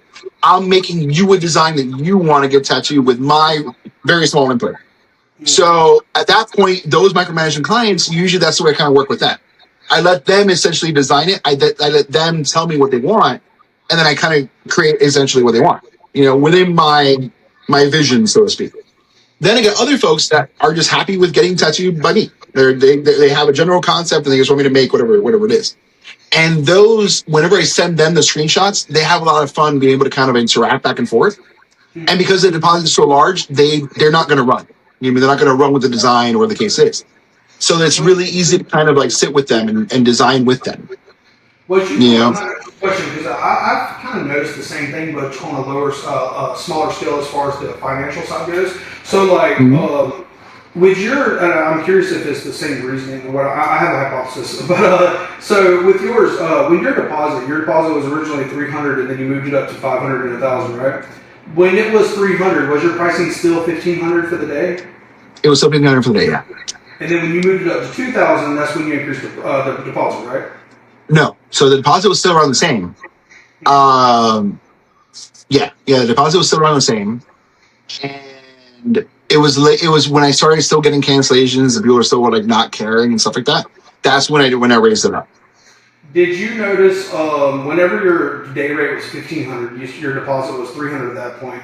Did you still have the same cancellations and stuff? Yeah. See, that's kind of weird to me because that fails my hypothesis then. Because I was wondering if that because what I've noticed is, and I have a point. So with me, I charge, let's call it $1,000, right? Because I'm about to move up to $1,000 that first year anyways. But so just go ahead. So I do $500 and $900, and then I charge an additional $100 on the weekends if they want to come on the weekends. But because it's supposed to be family time, right? But so anyways, but I'm about to move it up to $1,000, which is $1,000. So what I charge $200 deposits. So I charge $100 deposits for $500 tattoos, which are half-day sessions, and I charge $200 deposits for $1,000. And I think what it is, and I'm not saying good or bad. These people are all amazing, and without them, I wouldn't have the life I do. But so like I think it's like the financial caliber of people, right? Not like good or bad, just financial caliber, like what they can afford. If they're looking at it, they're like, okay, I can afford to pay this dude say $10,000 for a tattoo. Right? No problem. Let me go book it. I don't mind placing, let's say, $1,000 deposit, right? Well, that type of person, they might not really care. If it was $500, they sure shit don't care. You know what I mean? They're like, well, I can afford $10,000 tattoo, so why would I care if I lose $500? You know what I mean? But if you bump it up a percentage enough, right? I wonder if that's what it is, like that based off of what they feel they can comfortably afford versus what they're willing to lose because of that, right? Because their financial threshold. Right. Or like if that percentage of that is high enough, So like if it's a $10,000 tattoo, and you tell that dude, well, hey, listen, it's $2,500 because that's your deposit. Well, now is that 25% threshold in a kind of way, you know what I mean? So I wonder if that's like. Because I know with me, I still just do this as like a barrier of entry kind of thing. I do a $20 consultations. And the only reason I even do that, because I'll talk to anybody about tattoos. I mean, obviously, fucking I love talking about it. But it's like literally, it was the make or break thing. It really, truly did separate the people that was serious and not, I realized. Even if they won't book, there are some that won't book, but they end up not booking for little reasons. But I would say like 90% of the people that do a consultation with me, they come back and book. Even if it's 6 months later, they do, right? And they cut down so much on the people that just were not a waste of time on their part as individuals, but you know what I'm saying when I say that, a waste of time. That were wasting my time, I would say, the window shoppers that have no actual intention of booking. So that was $20, you know what I'm saying? So that blew my mind. And then whenever I started being strict about about the deposits, I noticed the same thing. I noticed that it's like I'm charging, let's say for $1,000, $200 deposit. That's roughly 20% of the booking. So I think it's that their financial threshold where they are financially. Right. Yeah, so I think that's what happens. So when the deposit's large enough, and I'm also the type too where I don't do refunds on deposits at all. Yeah, Period. I don't either. The moment that deposit touches my hands, it's no longer your money. Yeah. It's now mine. Yeah. So for me, it's one of those kind of things where, because I am so strict on the entry part, when they do kind of walk that threshold into getting it locked in and all that stuff, I treat them like gold at that point. At that point, it's like, no, you went through the entry point. The entry point was really high, a really high threshold. You checked all those boxes. I'm gonna make sure I take care of you now. I mean, that's the way I see it. But I'm not gonna give, like, my problem before was is that I was also giving that value to people that didn't value me the same way. Right. You know what I mean? That's where that larger deposit really separates those two types of clientele.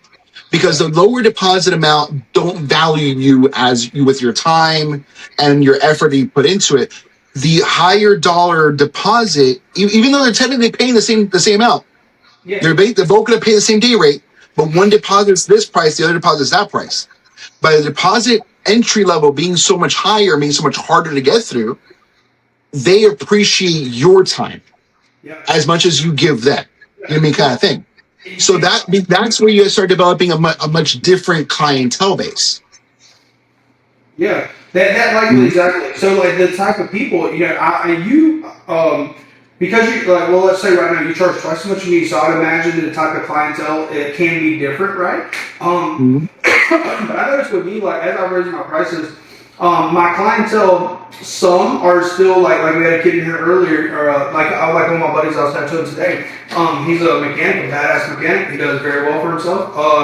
But he always fucking shows up. He's super cool, wild character, man. But he's fucking awesome. Has no problem, with it whatsoever.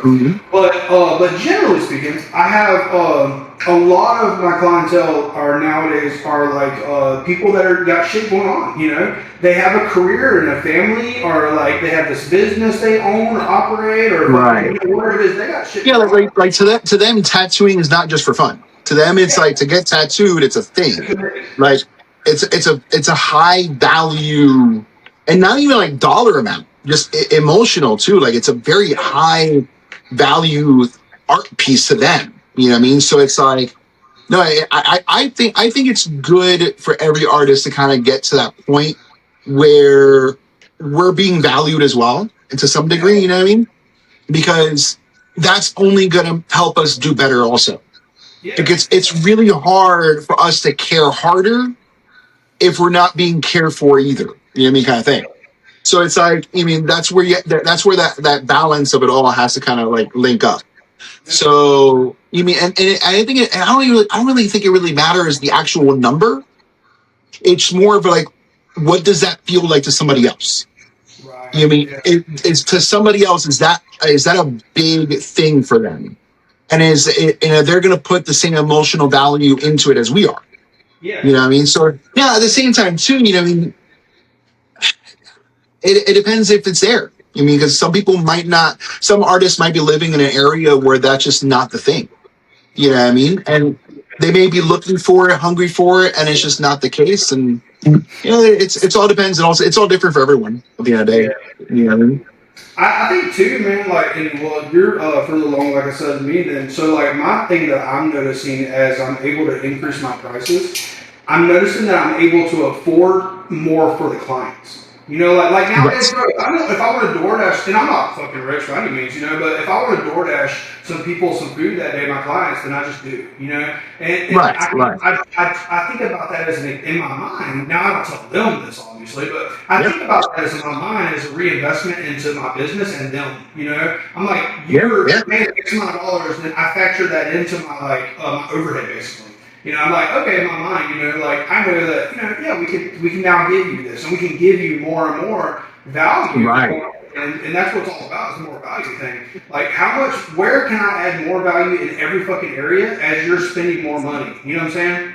So, like, right, exactly. So I really like that. I hope that any artist out there that's really fucking trying to do their best and doing what they do, and they're really striving at it, and especially the ones that have a knack for it, I really, really hope that that they get to that point in the financial side of things to where they can do that. Because I Right.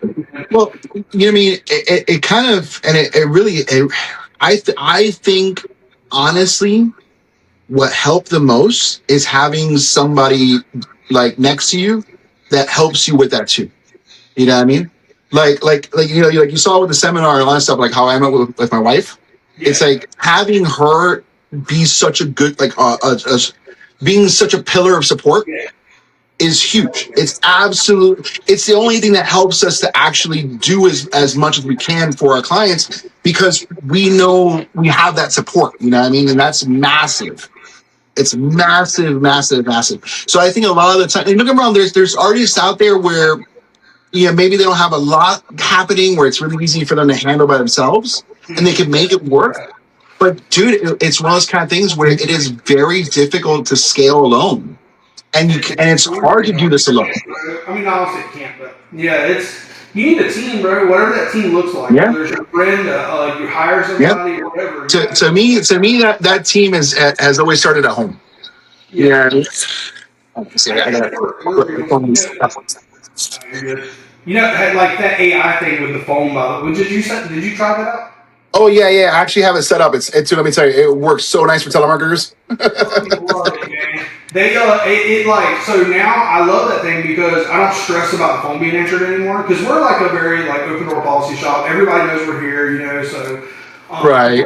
stop by and stuff, you know, they call all the time, whatever. But like now, like I can see it on there, so I don't stress about it because all the fucking marketing thing is like out of the way now. If I don't get to it, you know, it goes to all Right. you know what I'm saying? So like it goes to mine and Josh's currently, and then we'll go to the new Prince Dylan here soon. And then if we add on another artist, that person or my wife or whatever, and they don't have to insert, and if they don't, fucking AI does. But again, the point is that it's another team member essentially. You know, Right. another to help take some of those tasks and that burden off. Like dude, you just Well, no, dude, let me tell you, when I'm live, it's so nice to be able to like see if anybody's actually called that's not a telemarketer. You know what I mean? Because those AI apps are huge, absolutely huge. Yeah, that was so cheap. I was amazed. Yeah, I was a little blown away though that they changed their name though, because now they're Beside. They're not called M1 anymore. I went to go pull up the app on my phone and I couldn't find it, and I was like, "What is going on here?" Yeah. No, it's weird. It's a little weird. It was weird to me too. So all the marketing, you know, because like you know, M1's like I don't know, maybe there's I'm sure there's some reason, but whatever. As long as it fucking works out there. Right. Yeah, man, that is such a good thing because you're right. Like with your wife, man, I noticed that very much. I noticed a lot of things, like you know, because obviously I'm married, right, and my wife is extremely important to me, and my son is extremely important to me, right. Like my son, by far, hands down, I don't care what anybody thinks. My son's the most important thing to me on earth. You know, so like he comes first. You know, and when I say that, like he doesn't always come first in some ways. You know, sometimes I gotta work or you know whatever the thing is. But he's the most important thing to me, you know, by far. You know, so when I say that, like, I know, so family is very important to me. So I thought it was really cool when I was down there and I seen like y'all's family kind of doing your things behind the scenes a little bit, you know. That was really cool to me. You know, they were involved. Like, listen, I was telling my wife about something about that. I thought one of the cutest things that you did was when you had your kids sit down and you had them also like tattoo. They were tattooing or whatever their face skins and stuff. You know? Dude, I thought I was like, damn, I can't wait till Ogun gets old enough, bro. Like, the coolest thing ever. That's so cool. You know, but it was pretty awesome for sure. Yeah, but you have a team. You know, I noticed that the same thing. Like I noticed that not only did she help, like orchestrate, help work, help like whatever it was, like little tasks that needs to get done, so you can focus on the objective. You know, the task getting which is fucking monumental. And it's a lot on your side too. It's a lot, you know. Like in that situation, you no, dude. That's why, why I mentioned that it's honestly very pivotal. Like, it's not even it's important or it's nice. No, it's to be able to scale and focus. It is a massive thing having that support. You know what I mean? And dude, and the way she handles the back ends of things, making sure that things running smoothly on the back end, whether it be from home, whether it be at the shop, whatever the case is, the way she's able to kind of do that, dude, makes us being able to do everything else so much like that much easier. You know what I mean? Yeah. And to be honest, we're partners in all of it. You know, with kind of what we were talking about earlier. And whether it's you know, whatever it is we're doing, whatever hustle it is, whatever the case is, we're always making sure that we at least have a communication about it. You know what I mean? And Right. that's honestly what the important part is making sure that we're all on the same page. Any move that happens, we're both aware. Right. You know, that way, if there's anything else that we want to play with, we know what the other one's doing. Right. You know what I mean? And it's all Yeah. super important stuff. Yeah, y'all get along good too, man. Yeah, I thought it was cool, man. I really think that's important. I think that, like, you know, because like we were talking earlier, there's a lot of people. Like, me and my wife, I feel like we're transitioning into that realm, honestly. Now, she was up here the other day, and she's like, "I'm just gonna quit my job and come hang out and work for you." I was like, "Fucking do it now!" Like, call them. Well, dude, like at the shop, any artist we hire, it's like I'm not the boss. Yeah. Like you don't talk. Like we can talk and we can like you know we can learn off of each other and all that. But if there's anything shop wise, I'm not the boss. She's the boss. Like you got to talk to her. You pay her. You know what I mean? So it's like absolutely not because I much rather it all go through her and she relays it to me than the other way around because I have a horrible tendency of forgetting details and then relaying over is the worst. So I've always learned that no, let her handle the structure. I'll make sure like the little parts look pretty. Oh, 1 second. Amazon showed up. Super cool. Oh, yeah. 1 second. That's weird. Very good.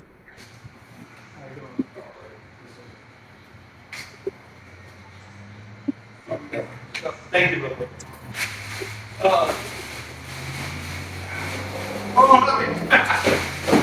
It's just like I swear to God, Amazon man is amazing. Yeah, sure, but we have a perimeter set to between like business hours, like 10 to 6. You got 10 to 6, bro. It is 7:37 right now p.m. And I know I'm complaining again, first world problem, like I said earlier. But like, bro, you know, like just look at the fucking time. You know, like. Right. You know what's crazy though, dude, is the fact that it's like 7:30, like it'll be like 9 o'clock at night on Sunday, and they'll still be delivering. Yeah, like that's dude. So our That's just crazy. So Dylan, man, he works for FedEx right now, right? Dylan he was my apprentice years ago, but I was all on drugs and shit. You know what I'm saying? Partying, fucking dude. When you in here snorting coke and then leave with like 3 people, like you know, it was just not a good environment. You know what I mean? Like.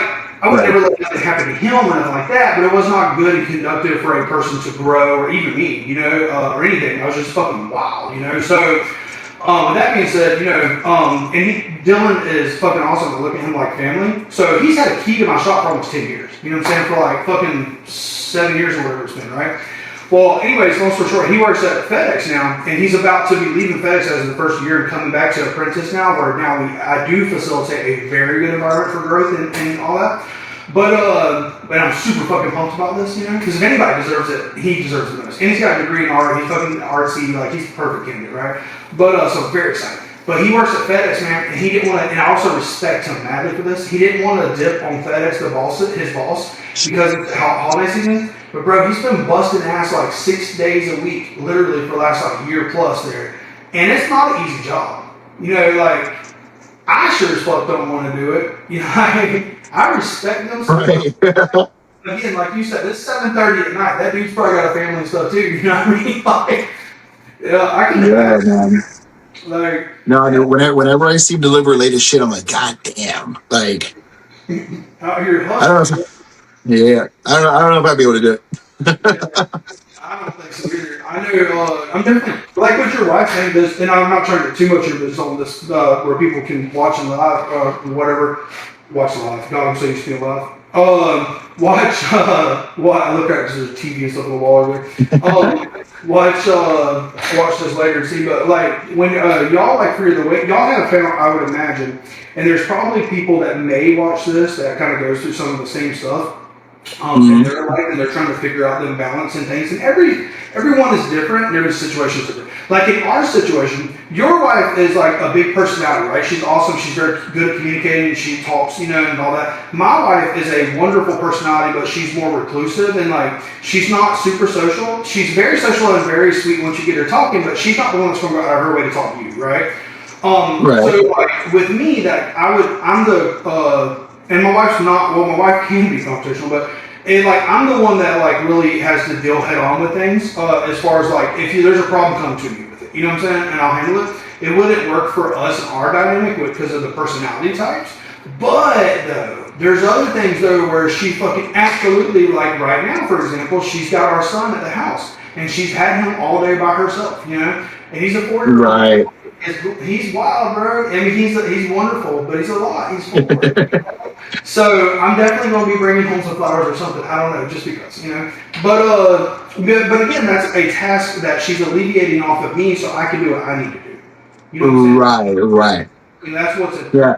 No, it's one of those kind of things, man. We're having someone to help you, dude, with anything, any little thing. And I think and this is a hard thing for me too. I mean, it's to also learn to appreciate it too, because sometimes sometimes those are the things you take for granted over time. Yeah. And then there's times where you get reminded, and you're like, no, this is pretty fucking awesome. Yeah, I mean, so it's like, I think one of the biggest things, especially when someone's young, is learning to appreciate that kind of thing. Yeah. And it's like the older we get, it becomes a lot easier to appreciate. Yeah. Yeah, I know, like, definitely with us, too. Like, even, like, with, like, little things or big things. Like, with me, as of right now, because I make basically all the money, I mean, she works, too, don't get me wrong, I'm not devaluing what she does, but we're in different positions in our careers, She does hair, I do tattoos, I've been doing it for 10 years, she's been doing it for 2, 12 years, 13, whatever it's been now. But anyways, I've had more time to grow, is what it amounts to. And because that, I make more financially. So that's really what I toss it up to, right? But so I make more money, right? So I basically pay all the bills. So with that being said, I also handle all the actual paying of the bill. Not just so like I'm going in there in the accounts, plus all the things with the business and answering the phones and all the things that the businesses require, plus trying to do the family things and blah blah blah. And it can be a lot. And that's where we've been making changes to where I'm like, hey. How about we're going to start maybe do this, and you can do this and this, and we've been molding and growing a little bit, and I think things are going to get better for us because of these things, Right. I think this tattoo, especially bringing her in here, man. Like I really like. We're about to set up another booth over there for her for permanent makeup, and I'm super stoked, because dude, she's like a boss too. You know what I mean? Like I fucking got to get along with my wife, but also she's like basically part owner, Like, right, exactly, yeah. I think that shit's important, man. But like you said, you'll easily overlook it. No, absolutely, man. Did you? I don't hold you up too much longer. I know it's been a minute now. We're almost gone, but I just got a couple quick questions real fast. Whenever you did your pricing increases, did you have Did you have any like things that you justified about like for your reasoning for increasing your prices, or like there's like no, I think it was more of a supply and demand thing. I think it was like I think it's honestly the only thing, and because people are willing to pay whatever they're willing to pay, kind of thing. So it's one of those kind of things where if you have enough people that are filling up your books enough, and they're filling your books up enough at a certain price range, then who's to say you can and can't, or need even an explanation, really. For the most part, clients don't ask for any of that per se. I do have a lot of info on the website as far as like blogs, kind of explaining like like I have a blog that kind of like talks about the behind the scenes kind of stuff, like the design process and all that kind of thing. And clients that are willing to pay that much money are going to do a lot of research. Yeah. So there's a lot of information on the website for them to kind of know before even talking what to kind of expect. And then, so there was a part on the website that I used to have where I used to have written down a lot of details of things that I think honestly overwhelmed people. So one of those being like pricing and expectations. So what I did was I moved it to where it's not visible unless you contact first. you contact first, you'll get an email right away of all the pricing expectation. So while you wait for me to respond, you can look through all of that, kind of thing. But what I've noticed is that a lot more folks are contacting and at least opening up dialogue. Because I Right. think what a lot of thing was happening was if you give folks too much information, they tend to be overwhelmed. And sometimes the response to being overwhelmed is to just not take any action at all Right. because there's just too much going on. And I've noticed that having dialogue is incredibly important. And then, because sometimes people think that there are things that take a lot longer than what it actually is. Sometimes they assume that there are sleeves that them 20 sessions to finish. And it's like, no, no, no, we can get it done in 6 sessions. Like, if you can handle the amount of hours it can take, we can get it done in a little bit of time. It doesn't have to be a 10, 20 session thing. But some people assume that kind of thing. So obviously, if they're assuming it's going to take 20 sessions and they hear 2,000 a session, they're going to think, oh, fuck, my whole sleeve's going to take $40,000. I say, no, no, no. It's not going to take that much. Yeah. It's like, it'll take a fraction of that. I mean, One of these people, because I'm gonna do the same thing on our website. Because I seen, I seen yours. What was it, 6 months ago or whatever it's been? I seen yours like that, and I thought that was fucking genius. And then I was looking through, and there was this other artist I found. I started, although I've slacked it recently because all the stuff got going on in the background, like the remodel and all the bullshit. But and holidays, too, fuck you up a little bit. But I started, that's the reason I bought this DJI, so I could actually start vlogging. It makes it so much easier, so I can just slap it up and go, But I started vlogging, and just for fun, right? And it's super easy, something fun. If I do it, cool. If I don't, whatever, right?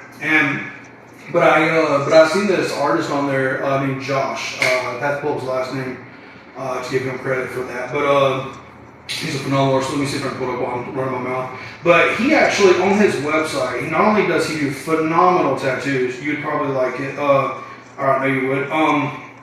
Very good artist. He's over in like UK or something like that, whatever it is. It's Josh Williams. Josh Williams Tattoo.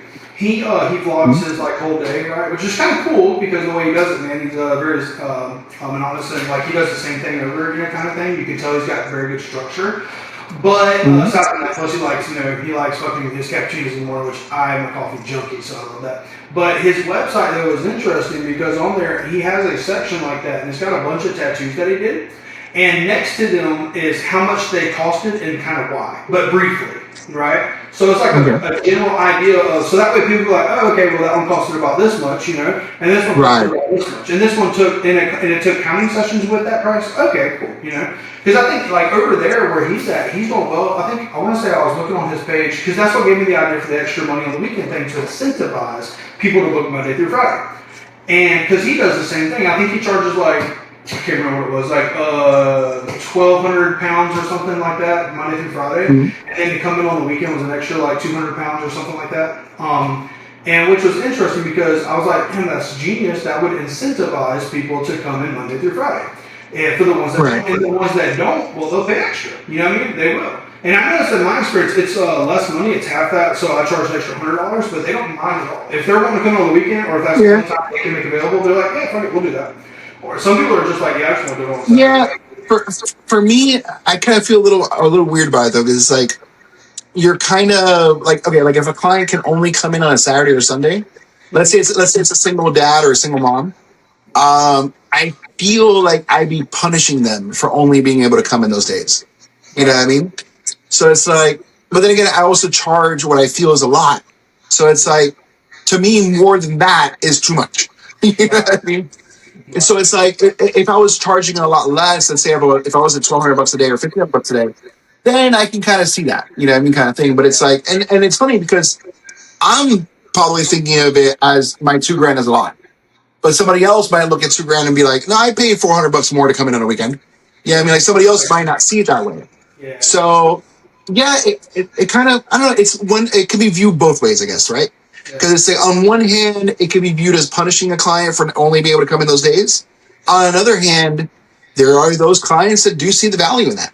You know what I mean, kind of thing. So it's like, I have a really hard time separating the painful part of pain. You know what I mean? Yeah. Like like because I know it's a product I'm selling. I know it's there's a value there, but it's like I know it's also a lie. so Yeah, it's yeah, like yeah, yeah. so it's like I have a hard time separating that painful part of it all. You know what I mean? Like there's times where I'm like even when I used to charge by the hour, I'm like, fuck, dude, like we're hitting 10 hours. Like I can't charge you this much. It's a lot of money. You know what I mean? So it's like I'm a sucker for that kind of shit. Um, Hence why I look at it as a punishment, not like a value. Right. Dude, do you? Yeah. So this is probably, man. I mean, not saying I couldn't, but I couldn't at the same time because I got so much shit going on. Like them chairs I'm going to buy Tuesday, for example. They Mm-hmm. it's $25 right there. But I always tell people like when I'm talking, and I used to like as I raised my prices a little bit in increments, and I raised up. At first like I was like, yeah, let's like somebody comes in for a tattoo that at one point I might have charged $150 for, now I charge like 500, right, or whatever it is, which is a significant leap, right? And it's a lot of money to some, and it's not a lot to some others, right? And that Right. can be a lot different depending. So when I'm saying this, I've gotten to the point where I don't even fucking blink. I just say it, and like I figure like they'll either yes or no, whatever. But I always tell people like they're like, damn, for the ones that they're probably not going to be the client, and they might, you never know. I'm not trying to be judgmental, even if I am. I don't mean that way. But I always tell them like I kind of joke around with them, and it's not really a lie. I'm like, dude, I get it, it is a lot, And the truth is I have a family and all these responsibilities and all these things going on too in my personal life. I can't afford to go out right now and get fucking tattooed at the price in which I charge for tattoos. Just because, Right. because I have fucking, just like y'all do, we got responsibilities and shit, you know what I mean? So, Right. there's other things I just want more right now, you know what I mean? Sadly, even though I like tattoos too, like, I do Right. fucking, you know what I mean? Like, there's some shit I want, again, like them shirts, Yeah. I don't know, was you scared when you raised your prices? I mean, it was funny because I think when I did it, I remember there were a bunch of emails that I had to respond to, right? Mm-hmm. And I didn't want to respond because I was on the fence of whether I wanted to raise my prices or I didn't want to raise my prices. And I was like, I accumulated a lot of emails during that decision time. Mm-hmm. And then I was like, fuck it, it's time to do it. And I didn't mind because the ones that didn't reply back or just said no, there was enough that said yes that it didn't matter, kind of thing. Right. And then it got to the point where that became such a new thing now where it's like, this is just how it is, that it never was an issue. What I found interesting was, because I used to always grandfather in clients at their old prices, Mm-hmm. which was a nice thing for them, but really sucked for me. You know what I mean? Because it's like, especially the early clients, the ones that were at $100 an hour. You know what I mean? So it's like, and now if somebody was at $100 an hour and they would sit for 8 hours, I wouldn't mind. I didn't mind it. But most of the folks that were willing to pay $100 an hour only wanted to sit for 2 hours. Right. And it's like, dude, my problem isn't that you're at $100 an hour. My problem is that you're wasting an entire day that I could be potentially tattooing somebody else for a full day. Yeah. You know what I mean, kind of thing. And what I did was, because I couldn't support it any longer to grandfather in the price. What I did was I essentially told them all, I was like, look, whatever project we're on now, when it's done, that's it. Your grandfathered rate is no more. You're going to be paying new rate. And this is what it is. A lot of them didn't bat an eyelash. They said, okay. And then we went on to new prices. Everything was good. A lot of the ones that were all like promising how loyal they were and how much they love my work, blah, blah, blah. As soon as their project was done, say la vie. Yeah. They were long fucking gone. Yeah. And never fucking saw them again. You know what I mean? Yeah. Which I found fucking hilarious. Because I'm like, here, like, and it's so funny how people are, man. Because it's like, they'll talk all this game, but then when the chips are finally up, it's never the case. You know what I mean? Which makes you bitter, but it's one of those kind of things where it is what it is. I mean, I understand they don't want to pay what they don't find value in it, and that's okay. That's essentially what it boils down to. Hey, man, I love you from a distance. That's what it is, right? So, and I think that's what a lot of it kind of becomes. So it's like, but it's, I don't know, man. It's weird. Like, I mean, I always try to get back into in some sort of degree. You know, what I mean, like I'm the type where like if a client comes in and wants to get tattooed and wants to keep coming, I'll hook up a session a little bit. You know, what I mean, kind of thing. I'll take a little bit off the top. Especially if we didn't do a lot of long hours and things like that. I mean, I have had clients where they'll pay the $2,000 for the day, but I'll be done with their tattoo within 5 hours. Right. And to me, that's not a full day. You know what I mean? So like, I'll take off a bit from the top. You know what I mean, kind of thing. So it's like, and it depends too. You know, so it all depends. But I always try to help out wherever I can. Yeah, especially if they're willing to meet me. If they're willing to meet me the whole way, I'll meet them somewhere along the way too. Yeah, I think that's what a lot of people feel like, man. It's just, and obviously, the actual ability, like, and that's something I need to grow at personally. Still, obviously, there's a lot of things where I'm just still growing. It's like fundamentals and all that. That's why I did your seminar, and I'm looking for other things I can do. And I, like the one I talked to you about personally, just to be honest with you, I just can't afford right this for a second, but I'm going to fucking do it. Prioritizing right this second, so I really fucking want to do that. The personal one, that'd be so good. I think that a lot of people just don't understand the value exchange. You have to like provide a lot of value. As much as you can provide in whatever capacity or way you can provide it.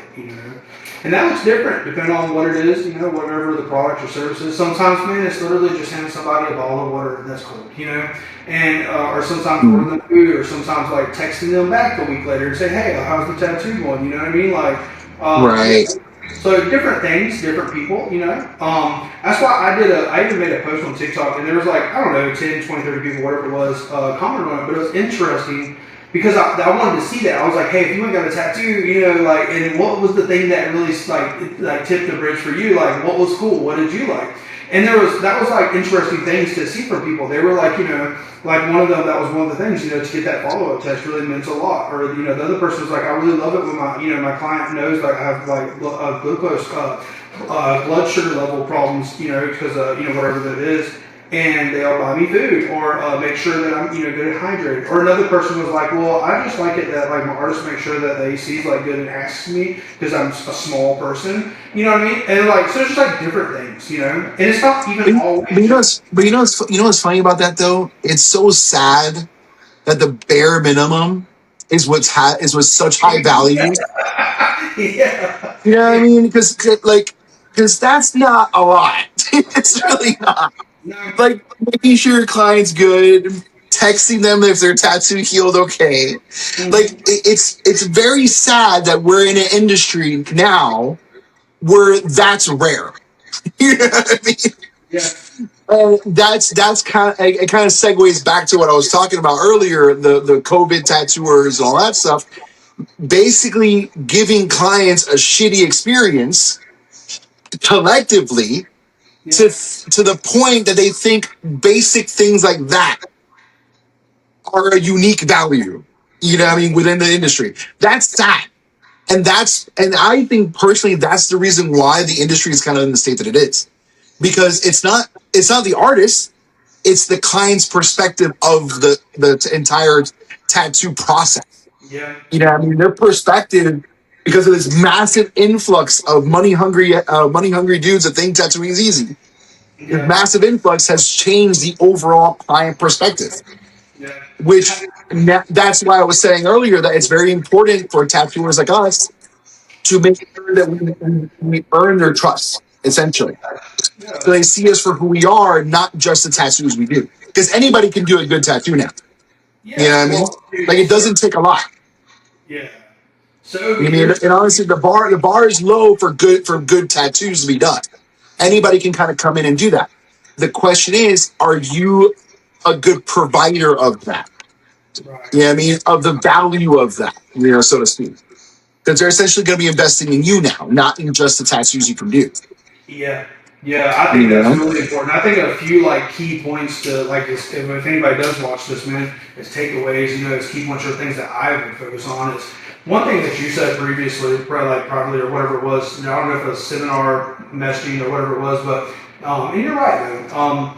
if you just focus on the quality of the tattoo, man, the art of the clients will come, and they'll pay.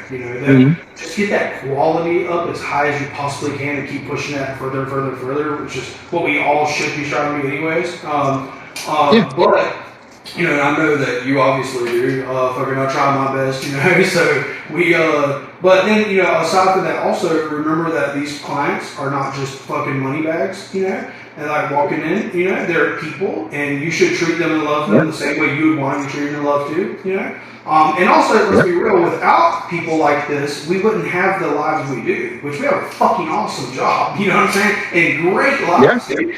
I always say, like, because of my clients, I can buy all the fucking printer filament I want. I can buy the printer I want, things like that. I mean, 100%, dude. And like I said, it all comes, and because the value that we're giving and the value that we're receiving has to meet eye to eye. Yeah. You know what I mean? People can charge whatever they want, and people will be willing to pay. But if they don't feel like they're getting the equal value, it all falls apart. And so it's like, and I think that's the hurdle that a lot of like new tattooers kind of come into the realization of. You know what I mean? Yeah.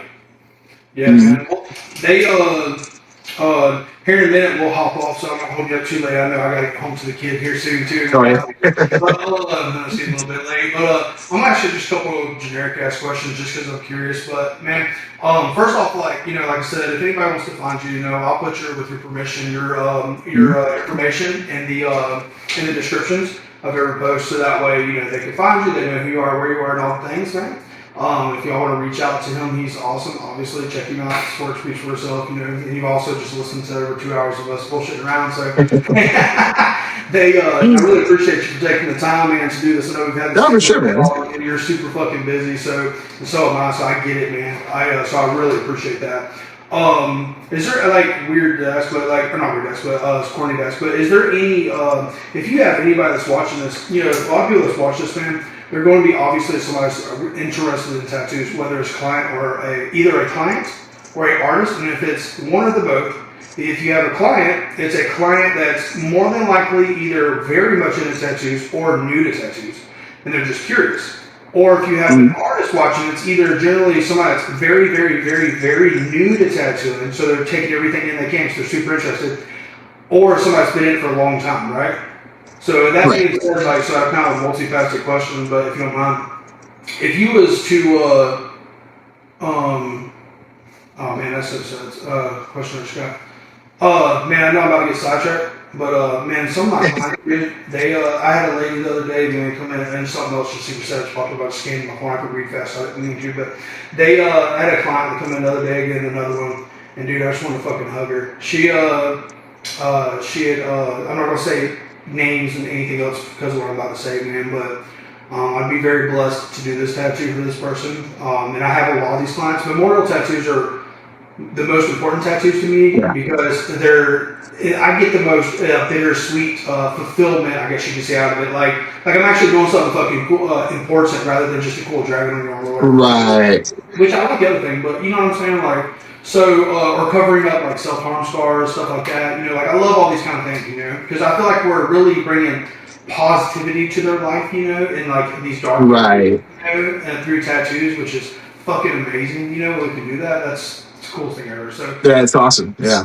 This lady fucking came in the other day, man, and her son was 20 years old, or is whatever, and she came home one day from work, and he had just got out of the military. He went off to basic training, got hurt while he was in basic training, came back, got mixed up with some drugs. Long story short, she came home one day, like in September, man, he was hanging from a tree out back.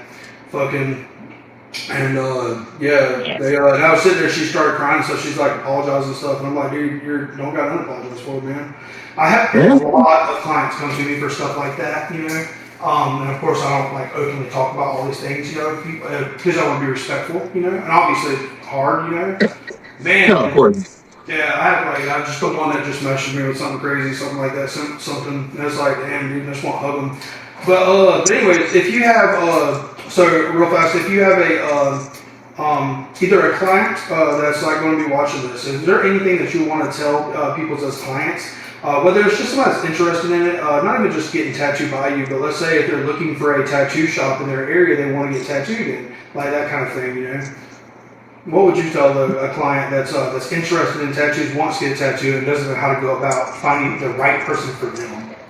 So nowadays it's kind of scary, right? Because before maybe 10 years ago, it was pretty simple. We just tell them, hey, look at the portfolio, make sure the artwork's good.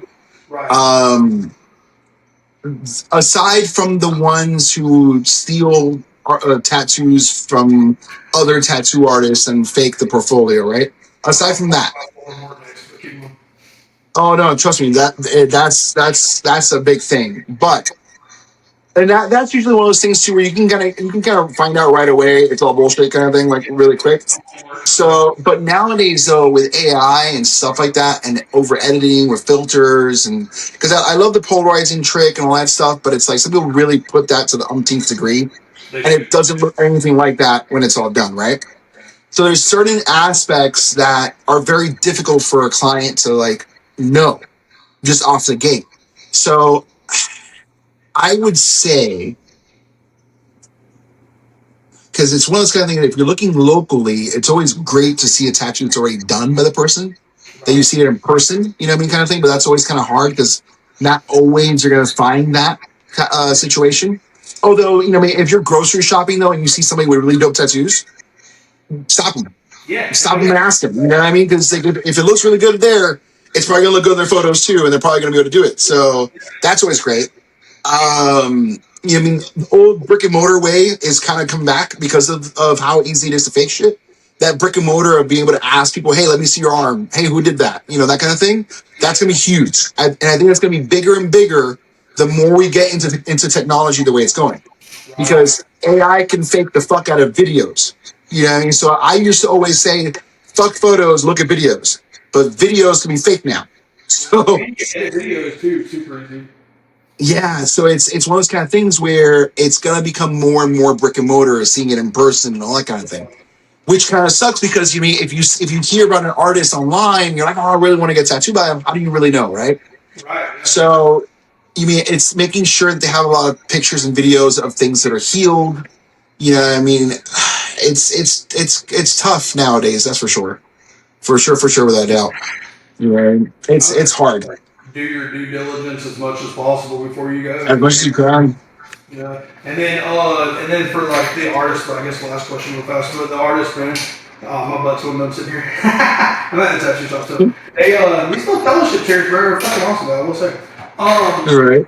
But for the artists, man, so you have artists, both artists that are new into the game, and then you have artists that have been in the game for a while. If you was to give a little piece of advice to like an artist that's getting started, what would you say?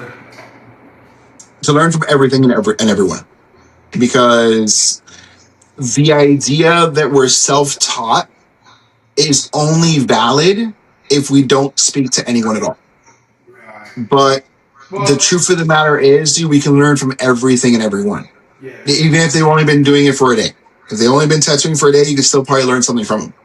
So it's one of those kind of things where, especially for newer tattooers, being open-minded on all information, no matter where, obviously take things for a little bit of a grain of salt, sure, because you don't really know, what people are really trying to, if they're trying to sabotage you or whatever the case is, things like that. But at the same time, take it all in, take everything in, because ultimately at the end of the day, it's like the smallest little thing of how you think about things can drastically change how you do it. So it is one of those kind of things where the best thing ever is to learn from everyone. Yeah. I know, like, when we did that seminar with you, man, we did the, in fact, I got it here somewhere. In fact, right here, the shelf. Yeah, actually, I do. Ain't that funny, man? I just see this little guy. This little thing. Yeah. Oh, yeah. Man, when we was doing that, you was tattooing a part of the, where I was tattooing a part of this, and you came over there and helped out. I didn't understand at the time that I did not understand how to transition to color. I did not understand, and I didn't know I didn't because I thought I was doing a good job, right? And then there, when you came over, you took the gloves, or you started tattooing, you dipped into like some magenta, like straight from the blues and purples, and started transitioning. I was like, what the fuck's he doing? Like, why is he putting that there? I thought that mentally, I'm like, obviously he's doing something that I don't know. Let's reevaluate. You know what I mean? Like, so I went home and I was like, okay, obviously I'm not moving across this color wheel so that way I can dip. Now I can like, I'm getting a lot more. I barely ever rinse my cup now, or rinse my, unless I'm jumping for like, I don't know, fucking something crazy, you know? Like I need one for like blue and I need it to be yellow, you know, bright yellow. But like, you know, something like that, you know? But otherwise I'm just kind of dipping, you know, and kind of going about my day, you know? And the tattoos are getting better and better because of that. But I didn't know that. So it was that one little fucking thing that you did that caused me to re-fucking think everything. You know what I'm saying? I was like, oh shit, you know? So I agree 100% with that. Yeah. No, it can literally be the smallest little thing and it'll change the whole entire concept of everything. Yeah. Now, last question. What about the old heads, man? What would you tell them? Well, same shit. Same shit for the old heads. You listen. Because even if because like for me now, like, you know, almost doing it for 20 years, there's times where like I'll listen to somebody who's been doing it for 2 years and they may have accidentally like stumbled across something that they themselves don't know is pivotal or not. Yeah, I mean, or they may not realize how pivotal it really is, and I've learned a thing or two, kind of thing. You know, from like the younger heads. So it's like it's one of those kind of things where even for old heads, same deal. You gotta take it in from everywhere. No matter, even if you think you're already here, you're not. No one is. No, there's always more. There's always somebody up above that. You know. What, like, I'm just curious, curiosity, just to find yourself. What is the without you don't have to say names, but what's the most amount of money you've heard of somebody charging for a day rate? I think the most I've seen so far that actually I saw get done, because you know somebody can say something and it don't matter. It's the seeing it getting done is another one because you're like, oh my god, the person dumping a fuck ton of money. Was 5,000 for the day. Was so I didn't see him personally, but I seen him on YouTube like a few years ago. Was his name Little B or something like that? Like New York, I think, or something. That's what he said he was charging. He was telling me he was like, not telling me, fuck what I'm saying. He was on the YouTube channel. I thought it was cool because he's like, bro, he's like, I was super fucking poor, so the first time I made $100, he's just like talking, you know. So I actually believe it. I don't know. I ain't looked the dude up. I don't know him, you know. I hope he is doing wonderful. But he's like New York or whatever. And he's like, dude, the first time I made $100, he's like, I didn't understand. I thought I was fucking rich, you know. And he's like, I fucking $100 a day, you know. And right. Fast forward at that point, he's making like 5 G's a day, you know. But I just thought it was cool. But yeah. Dude, this guy did 3 days back to back, and he paid $5,000 a day. And in my head, I was like, this artist just made $15,000 on a fucking weekend. Yeah. I was at that point. I was like, $2,000 is not really a lot. Bro, you start thinking about that kind of stuff, and you're like, God damn, dude! Like there are people out there that are like it's funny. The last convention I was at in Raleigh, my client, he didn't really like. We talked about pricing, but we didn't really like. He said he saw the information on the website, and I was like, cool, good enough for me. All of the information's there. If you read it, you agreed. That tells me all I need to really know. Mm-hmm. I go to charge him, and he's like, hey, so it was $3,000 for the day, right? And I tattooed him for 2 days. I'm like, nah, dude, that's too much money. Like, I'm not charging you $3,000 for the day. That's two. You went $1,000 more. Yeah. And he was like, oh, okay. And I was like, dude, you were that quick to just dump $6,000 in 2 days? Not cool. Yeah. I was like, it's mind-boggling how different people view the value of different things, not just tattoos, not just the dollar amount, but just like mostly in general.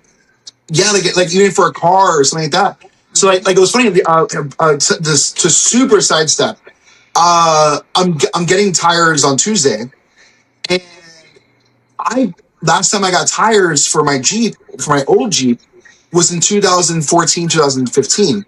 Right. And I'm thinking in my head, I'm like, is $1,500 too much or too little of a budget? So like I came in and I was like, look, dude, I might be shooting myself in the foot by saying this, but this is my budget. Is this unrealistic? You know what I mean? Kind of thing. Yeah. And he tells me the prices of tires. I'm like, oh, that's not too bad. Like it's not, I wasn't too far out there, you know what I mean? Kind of thing.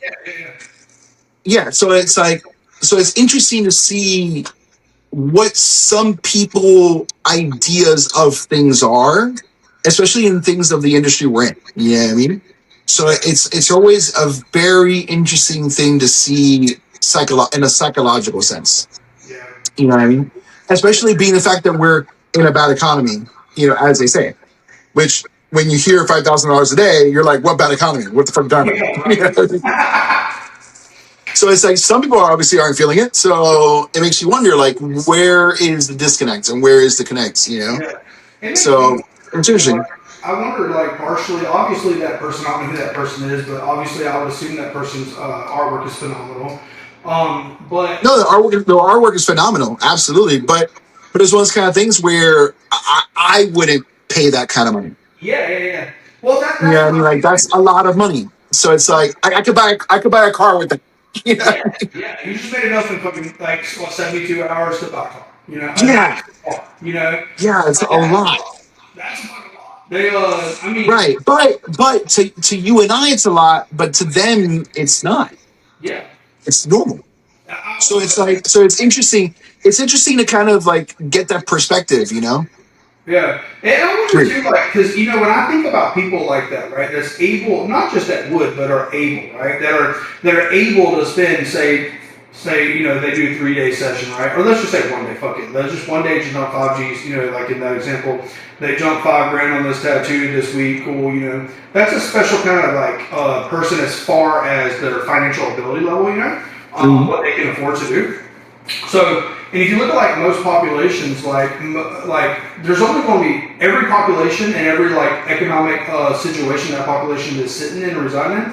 There's only going to be a limited number of people within that population that can do that, right? Right. So, with that being said, like there's got to be a network of these because people are friends with people that are like them typically, right? So like I would assume that the thing is like I don't really know. I have no fucking clue. I don't charge $5,000 a day, obviously. I wish I did. But I wonder if it's like they started meeting these people and they realized they were able and they were willing and they felt cool about it on both sides. And I wonder if like, Yeah. and it just kind of I put them mean, in the I mean, door. I could imagine it boils down to simple supply and demand. Because, like, for example, like a lot of these guys are dudes that are getting massive amount of inquiries from their social media, popularity or whatever the case is. And if you're getting 100 emails a day of people wanting to get tattooed, if you're saying, hey, I charge 5,000 for the day, you only need 5 of those to say yes. You only need a 5% of those to say yes. Yeah. Yeah, I mean, even 1%, even one person saying yes to that is still $5,000 for that one day. That's still a lot of cash. So it honestly always boils down to supply and demand. Yeah. I mean, if some folks are getting that kind of demand, you only have so many days to supply, so much time in the day to supply them. Yeah. If the demand is that high, the sky's the limit. Essentially, I wonder about you sometimes with other people. Like, there's artists out there like that I would have thought charged more than they do too. mm, Now yeah. people in like UK and shit, that's all those. Dimitri Samoan, a perfect example. Dimitri Samoan, I love that guy's work. He's phenomenal, phenomenal, phenomenal. He doesn't charge more than 1,200 a day. Yeah. That to me, for his quality of work, is pennies. That's You said way undervaluing his quality. You know what I mean? But he lives in the Ukraine, where 1,200 a day is a lot of money. You know what I mean? That in USD, that is a lot of cash in Ukraine, or not Ukraine. He's near Ukraine. I forget where exactly. And his merit behind that is that he likes tattooing his local clients, and if he charged any more, he wouldn't be able to tattoo his local clients anymore. that's cool. He's You know what I he's mean? So working a that's where his mind is at. So you mean it depends. Victoria Lee right now is probably the most because at one point it was obviously Nico Hurtado. Now it's Victoria Lee. It's kind of like I would say it's probably way more popular, right? Where you see a lot more of her stuff than you do see Nico Hurtado's. I imagine she probably gets a bufu amount of inquiries, an insane amount of inquiries. She's probably one that could easily charge 4,000, 5,000, even $6,000 a day. And because of Right. the amount of demand, I wouldn't doubt she'd get it. Right. Yeah, I Some of mean, these people are just phenoms too, man. I just looked up Victoria Lee like under one of this first level no, photos. Victoria Lee's been like she paints on skin essentially. Now, personally, I love her work. Yeah, Personally, I don't feel like a lot of those type of pieces last very long without needing a touch up, a pretty drastic touch up. yeah, You know, a decade or so in. You know, which to me, I don't know. It's like we're in the business of making brand new tattoos. If the brand new tattoo looks fucking awesome, it looks fucking awesome. I really honestly couldn't care less if it looks blurred or needs to touch up in 10 years. If it needs to touch up in 10 years, touch it up. yeah. It's that simple. Just fucking get it touched up. It's not a big deal. Now, if you're charging $7,000 a day or whatever the case is, you be damned if you're charging for a touch up. Yeah. So Right. it's like, yeah. So 'cause at that point, it's more of a marketing ploy than anything else.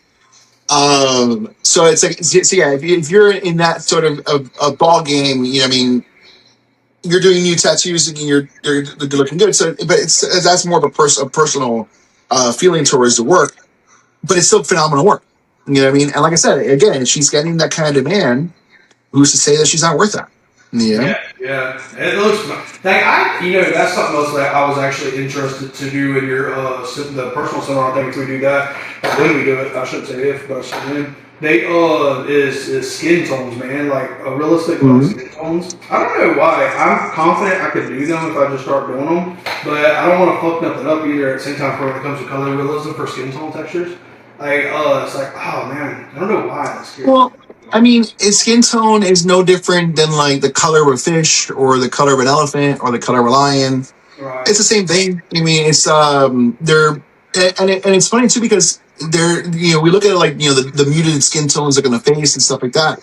But if light's being shined really bright on one side, it's probably way more saturated and that kind of thing.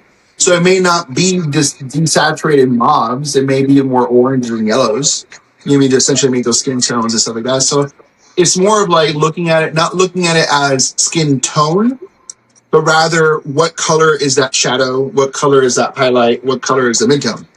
You know Right. what I mean? And essentially all those colors together is what makes the whole thing to look like skin tone.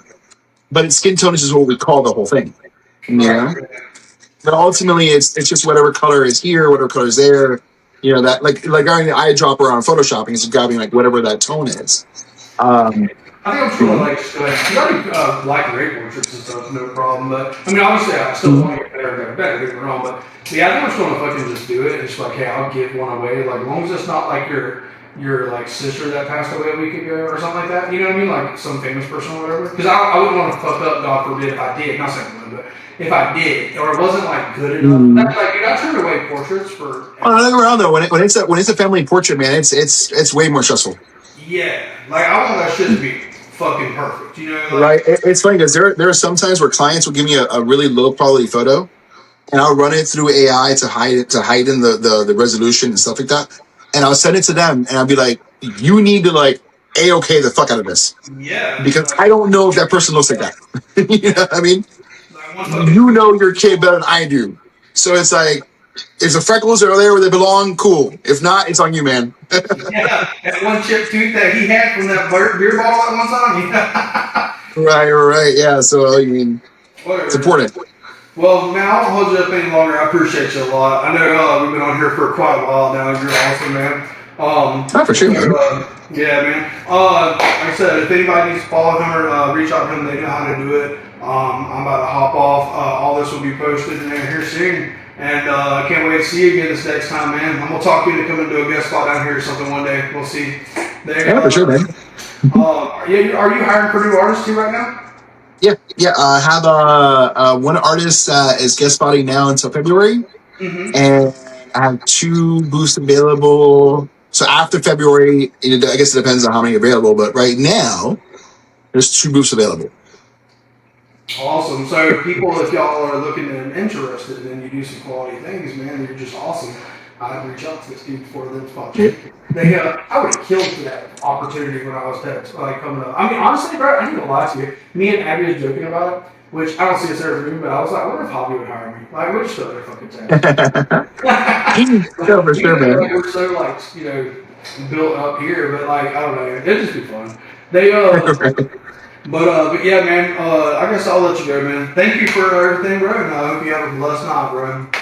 Yeah, for sure, man. Bye, buddy. We'll see you, dude. Later, bro. Later, brother. See.